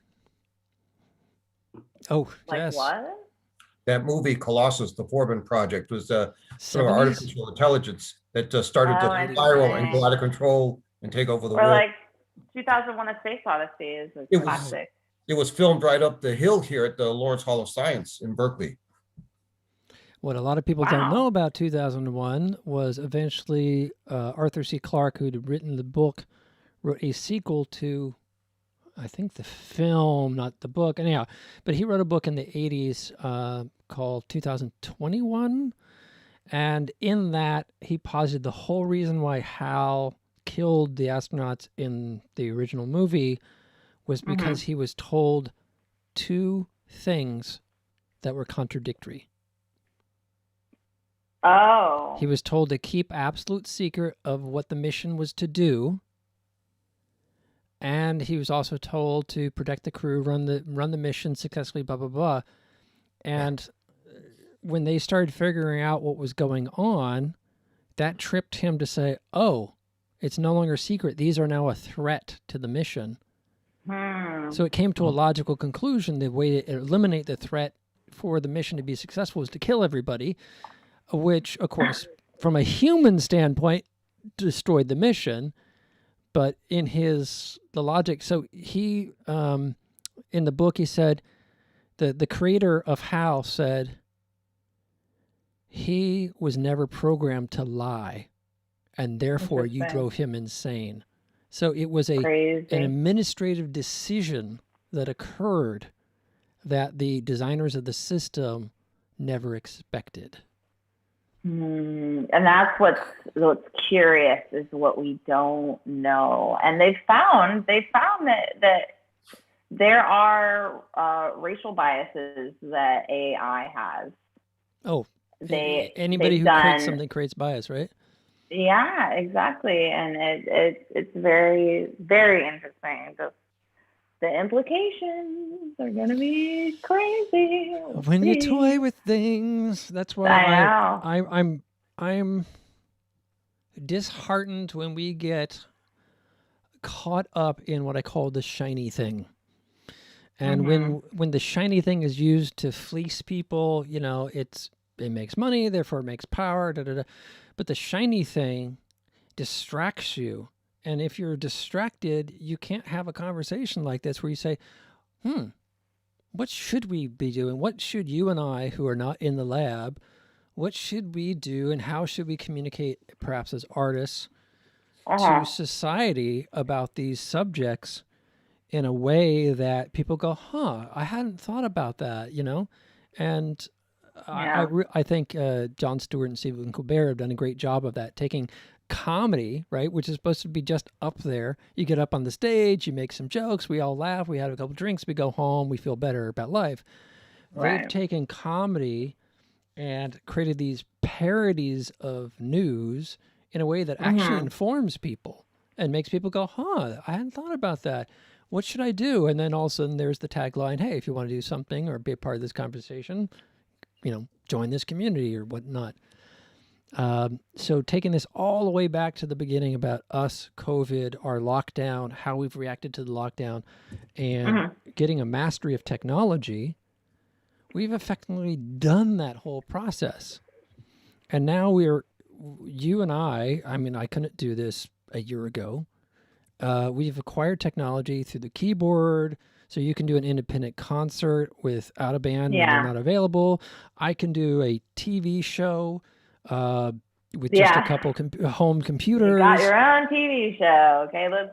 And and then I mean, it's got screens, it's got guests, it's got entertainment, right? That's TV. Yeah. You would need a whole production team before that. Yeah, and so we are more empowered as individuals to be a part of that conversation about how things should be or how they should go than we even realize. I agree. Because I hear this a lot. It's like, oh, the scientists are doing this, so the corporations are doing this. I'm just a helpless victim. And I'm like, bullshit. You can pick up a phone. You can do this. There's lots you can do. And, you know, maybe you've tried all those things and it hasn't been enough. Okay, that's fine. But until you get to that point, I don't want to hear it. It's funny, speaking of going to the moon, we flew missions to the moon with the Apollo missions with a computational power that took several rooms to fill. And that computational power we now hold in our hands. Yes, so true. It's crazy. It's going to be amazing to see what the next 10 years brings. If technology continues its exponential, evolution towards who knows what. I mean, we did not fathom what we have now 20 years ago. So at the same time, it's going to be cool. At the same time, I will say that with what's happened now, the adversity of today, of 2020 and now 2021, the adversity that we have faced as artists, as people online presence, this adversity has bred an adaptability and an innovation to that beyond our own complacency. Oh, totally. We were pioneers in the 90s with our BBS bulletin boards and our dumpster diving for dumb terminals, with which we used to alter satellite trajectories in space. But with social media and media, period, we got very complacent. Well, what the pandemic has created a new adversity, of dire adversity, and we've had to think on our feet once again. But this is part of the evolution. We've been able to do so. I mean, for example, venues like artists can benefit from streaming online performances, events, performances, events, and related collaboration and production and so forth, as can those now getting access to such performances and thus be inspired. And what we're doing right now with the Zoom conferences, with the streaming, not just social media, but active streaming of presenting of data, of material, of content. And I'm going to add to that, okay, I've become a fan of Clubhouse. I know Stefan doesn't like it, Tim doesn't like it, but for that same reason, my little thin device in my pocket will go ping. There are folks talking about investing in trains or whatever, and ping. Oh, cool, man. And I hit it, and all of a sudden, here's a guy who's, the one was like the world as viewed from within China. I never see that as a topic on the news or even my Google searches. Right? And all of a sudden I hit on it and the guy's like, yeah, my parents moved to China and to Xinhuan or whatever, Shanghai, and he's like, yeah, I grew up there, and so this is what I see is happening on the ground in China and what's happening. Or like in the United States, we hear, the Arab world, dun dun dun, terrorists. It's like this whole thing. These are places. These are real people. Yes, there are criminals everywhere, and there are terrible people within any given population. And then, my friends are like, yeah, we're here in, Dubai. It's great. It's artistic, and they appreciate the arts. And we're at the mall. We're gonna go, have food with the friends. And you're like, oh, that's a place. There's people. They're all having a good time, and you get a sense of what the world looks like from within a space versus from without. And in Clubhouse, boom, all of a sudden he's like, yeah, this is happening. The culture's changing in China based on this technology and this and this and da da da da. And I'm Interesting. Yeah. oh, you're just telling me as a person to a person what is happening with no political spin, no bias. It's just here I am. Well, I mean, everybody has their bias, but Oh, that's yeah, fair I see enough. what you're. Fair enough. Yeah, I We see all what have you're filters. saying, though. Do you know the passing a basketball video where there's two groups of team with white shirts and black shirts passing a basketball? Oh, I'll No. send it to you. You want to know about like bias and how you see the world and what you see or don't see? I will send that to you. It's a great Yeah, experiment to see that. Yeah. about Yeah, it's a how we think. psychological trick. It's a tricky psychological phenomenon that all humans have this bias about all sorts of things. It doesn't have to be race or sex or anything politically charged like that. It could be I have a bias against purple hats. I hate purple hats. I don't know why. But, In some we trainings I all would have give this. where I talk Yeah. about I did certain series of training in the biotech industry around how to make sure that you're acquiring new knowledge. You're not just relying on memory. Because what happens is someone will have a procedure they have to follow, and they'll kind of get in this sense of, oh, yeah, I know it. I'm an expert. And then the procedure changes, and they literally don't see the change. Yeah. And they make a interesting. mistake, and there goes $1 million of some critical Yeah. drug treatment, whatever, down the drain. And so I would say to everybody, if you want to understand bias, VW bug, tell me about it a week from now. Because as soon as you say that, everybody in that class is going to see VW bugs for the next week. The VW bugs were there the whole time. But if you weren't into VW bugs, you didn't see them. They were just filtered out. Your brain said, nope, that's not relevant. It's funny because I actually just experienced this because I started riding a motorcycle 3 years ago, and I never noticed motorcycles until I started riding one. And now I notice every single motorcycle within eye shot. Joe knows how it goes. I can tell you stories. Oh my God. I see makes of motorcycles. I know that's Yeah. a Beat Drum. That's an SV650. That's a totally. Harley Dyna. They don't make them anymore. That's the Yamaha FZ1 based on the R1 racing motor retuned for torque ad nauseum. It's a whole thing. I've had girlfriends, I would piss off my girlfriends because whereas other guys would stare at other women at the presence, I would go to a guy getting on his bike and say, "Say, isn't that a Norton 850 Commando with such and such?" And he goes, "Why, yes, it is." 20 minutes later, my girlfriend pulling me away. Oh yeah, totally. It's so true. You don't notice it until it's brought to your attention and it's in your mind, and then you notice it all the time. Then it's awesome. It's interesting how brains work. Absolutely. Oh. Yeah. And a completely unrelated bit in the chat, folks said they didn't have any questions for you, but Stephanie wants to let you know that she loves your giant cup. Oh, I love my giant cup too. Julian brought me coffee, so I'm very grateful. He put like cinnamon and foam on it. Nice. Yeah, it's really good. He's a keeper. I can't complain. He is a keeper. I'm keeping him. Yeah. I'll go down the stairs and I've got all my little routines with my wife, and one of them is jelly babies. They're British candy.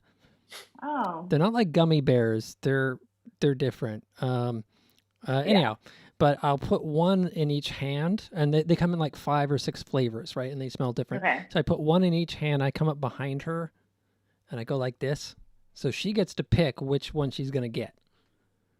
And Okay. by doing this,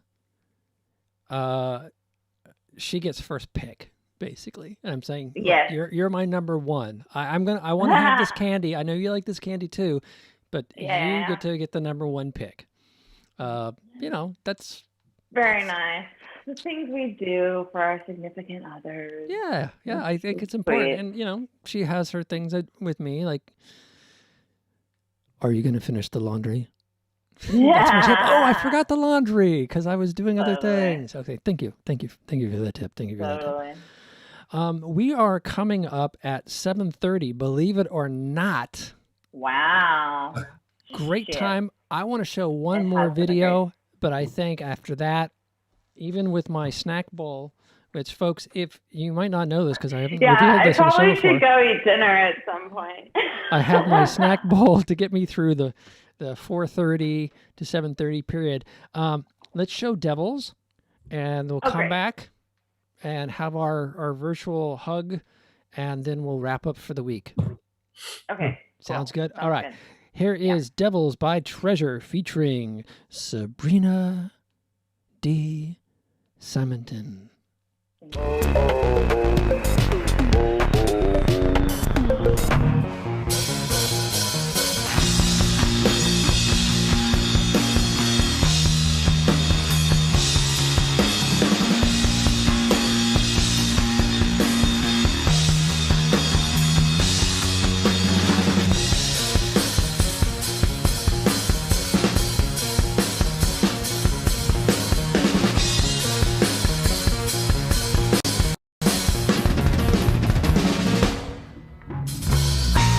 Past is coming closer. The past you threw away, and all your new beginnings. Sweep everything away.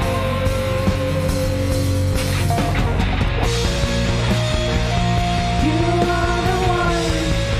The walls keep coming down. You are the one. The walls around me.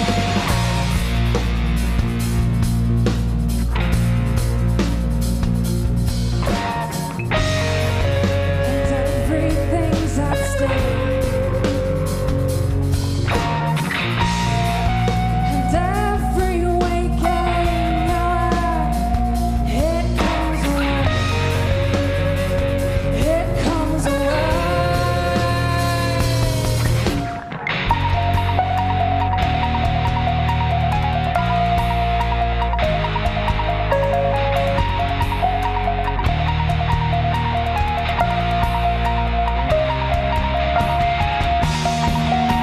You are the devil's enemy.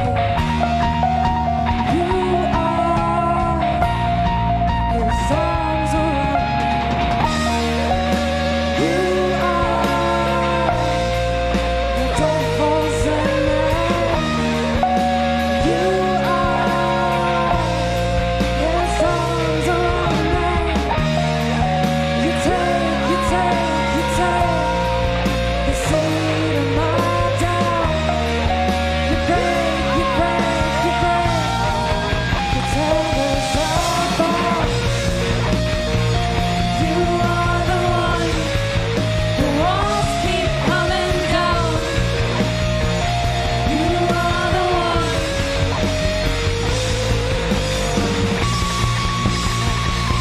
Hold me down. I can hardly bear the weight. Hold me down. I can hardly speak your name. Thank you so much.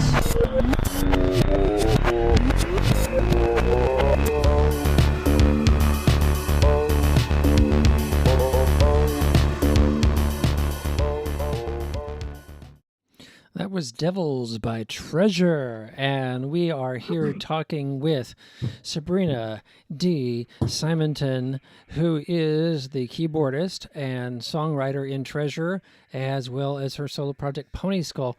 So, having talked about this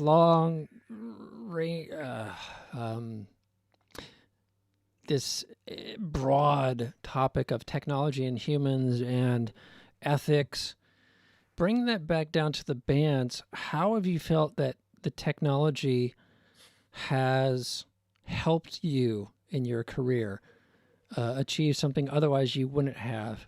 And you could kind of maybe see the keyboard either as a prosthetic, right? If you didn't have a leg, now you have this leg that's pieces of technology. Because I think as artists, the technology really does kind of become this cyborg to ourselves. And I wanted to just, before we wrap up today's episode, to ask your thoughts about music technology and how that has sort of influenced you as a human being. Well, I just kind of, I don't know. I just kind of had to figure out how to do it myself. And the technology enabled me to do it. You know, having GarageBand, having later on Logic. I use a Mac, so before that had some. When I was a kid, I had like a music composition software program that was for kids, and you would like drag these little notes that had these stupid little faces on them, and you drag them around the screen, and you could make little music compositions and play them back for your parents. And technology really enabled me to just do the production side myself.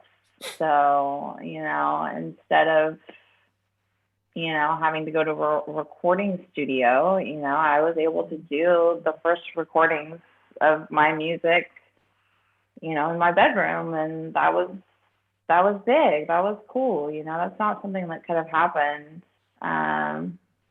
before necessarily. So it's just been the enabler.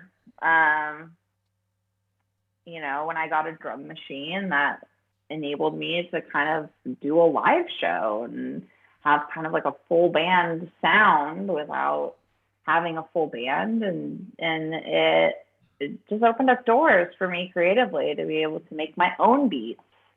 And I recently, you talked about acquiring equipment at the beginning of our conversation, how sometimes you just dabble in these different things that you try out. And I got a Drum Brute, which is a drum machine by Arturia. And I'm still cracking that egg open and learning how that works because it's new to me. I'm not a drummer, but the technology enables me to make my own beats. So I picked up some of that technology and I'm trying to incorporate it. It just really opens up so many doors and just enables artists to realize visions the way they want to, whether or not they're in a cabin by themselves in the tundra of North Dakota or, it doesn't matter. If you have the technology, if you can get the technology, then and it's accessible, like you said, it's in an iPhone, you got 24 track recording. So it's great. We live in an amazing time, and I am so grateful to be alive in this time and in this place and to be the person that I am with all my flaws. I'm very grateful for everything. And I'm grateful to you, Caleb, and Joe, the co-host, for having me. I mean, it's just been so fun to just get to know all these new people over the course of a time when I have met more new people than like any other time in my life, which is weird because I haven't really been out of the house that much, but that's just the beauty of the internet. It's just connected everybody, and whether we like it or not, for better or for worse, we're all connected. If we've got a smartphone, we're plugged into each other. So it's the way it is now, and we gotta make the most out of it. It can go wrong, so it's important to keep focused on what's good and keep focused on having the right perspective. Because, you know, human beings aren't perfect and technology can go awry. And it's happened many times before. But I think as long as we take care of each other and look out for each other, you know, it'll all work out. We'll see. We were talking about the comparison that with, you know, unleashing technology and responsibility around that. A lot of people don't know the United States actually dropped a nuclear bomb in the United States, in Virginia. And luckily, it was only luck that it didn't go off. We accidentally dropped a nuclear bomb in Greenland. Again, luck, it didn't go off. But these, especially when the one in Virginia on your home territory happened, they were like, "Oh, we should be a little more sophisticated about how we manage this." So there are great examples of how extremely powerful technology that human beings not only were smart enough to invent them, but then had the smarts to invent ways to manage them that so far has been successful. And so I'm very hopeful about the future, and I'm hopeful that as people get the view from orbit, as you were talking about earlier, they get perspective and they go, "Oh, I get it," the bigger picture, and explore technology. Working on the internet like we're talking right now is in some ways being in orbit, right? You're connecting with more people than ever, so it broadens everything. And my hope is that that process wins out over any short-term process that means the end of the species. So fingers crossed. Yay! We'll see. I got my vote. Well, Time will tell. it was a pleasure talking with you and It was an having you honor on and the a show. pleasure. Oh, Yes. Thank you and so we're- much. Thank you for your Thank you music. so much. Thank you for your perspective. you. Thank you for what motivates you. It's very inspiring. It's inspiring to others. And it's great that we're on this medium here because you can get out and people can see you and people can thus be inspired. A rising Yes. tide raises all boats, and this is that tide. I love it. Amen. Amen to that. Yeah, thank you so much for having me. Check out my band, Treasure Music, everywhere. Treasure with a V. Pony Skull, everywhere. All social media, spelled just like how you think it's spelled. So Pony thanks Skull so makes much. me- And hang out. I'm going to wrap up the show. I got one other thing I wanted to talk to you about. So don't drop off the Zoom just yet. I will be right there and right back. Okay, sounds good. Hey, everybody. Thank you for tuning into Sunday Live this week with our guest, Sabrina D. Simonton of Pony Skull and Treasure. And thank you for participating in the chat over here. And yeah, I love doing this show. I love bringing new artists to people. And thank you for tuning in. You make my Sunday evening during COVID lockdown really livable this year. I got my first shot. I'll get my second shot. But I have to say, having now done 51 episodes of this show, I don't think I'm going to stop. So enjoy. Stay safe out there. Solutions for opening back up are coming. Go out, support your bands. If you can't, even if you're not getting out, try to find a way to PayPal your favorite artist, Venmo them. They're struggling too. And if you got a dime to share, brother, please do so. Ciao. See you next week. If you're interested in finding out more about my bands and music, I'm Caleb Duart on Facebook. Bandcamp, caleb.bandcamp.com, where you can find my more rock, country flavored stuff. Audioterrorist.bandcamp.com, my more Depeche Mode, electronic, goth kind of stuff. And a band that unfortunately is not playing live anymore, queerblue.bandcamp.com, but still very vibrant. And you can check out videos of all three on YouTube. Thanks for watching, everybody. Have a great week.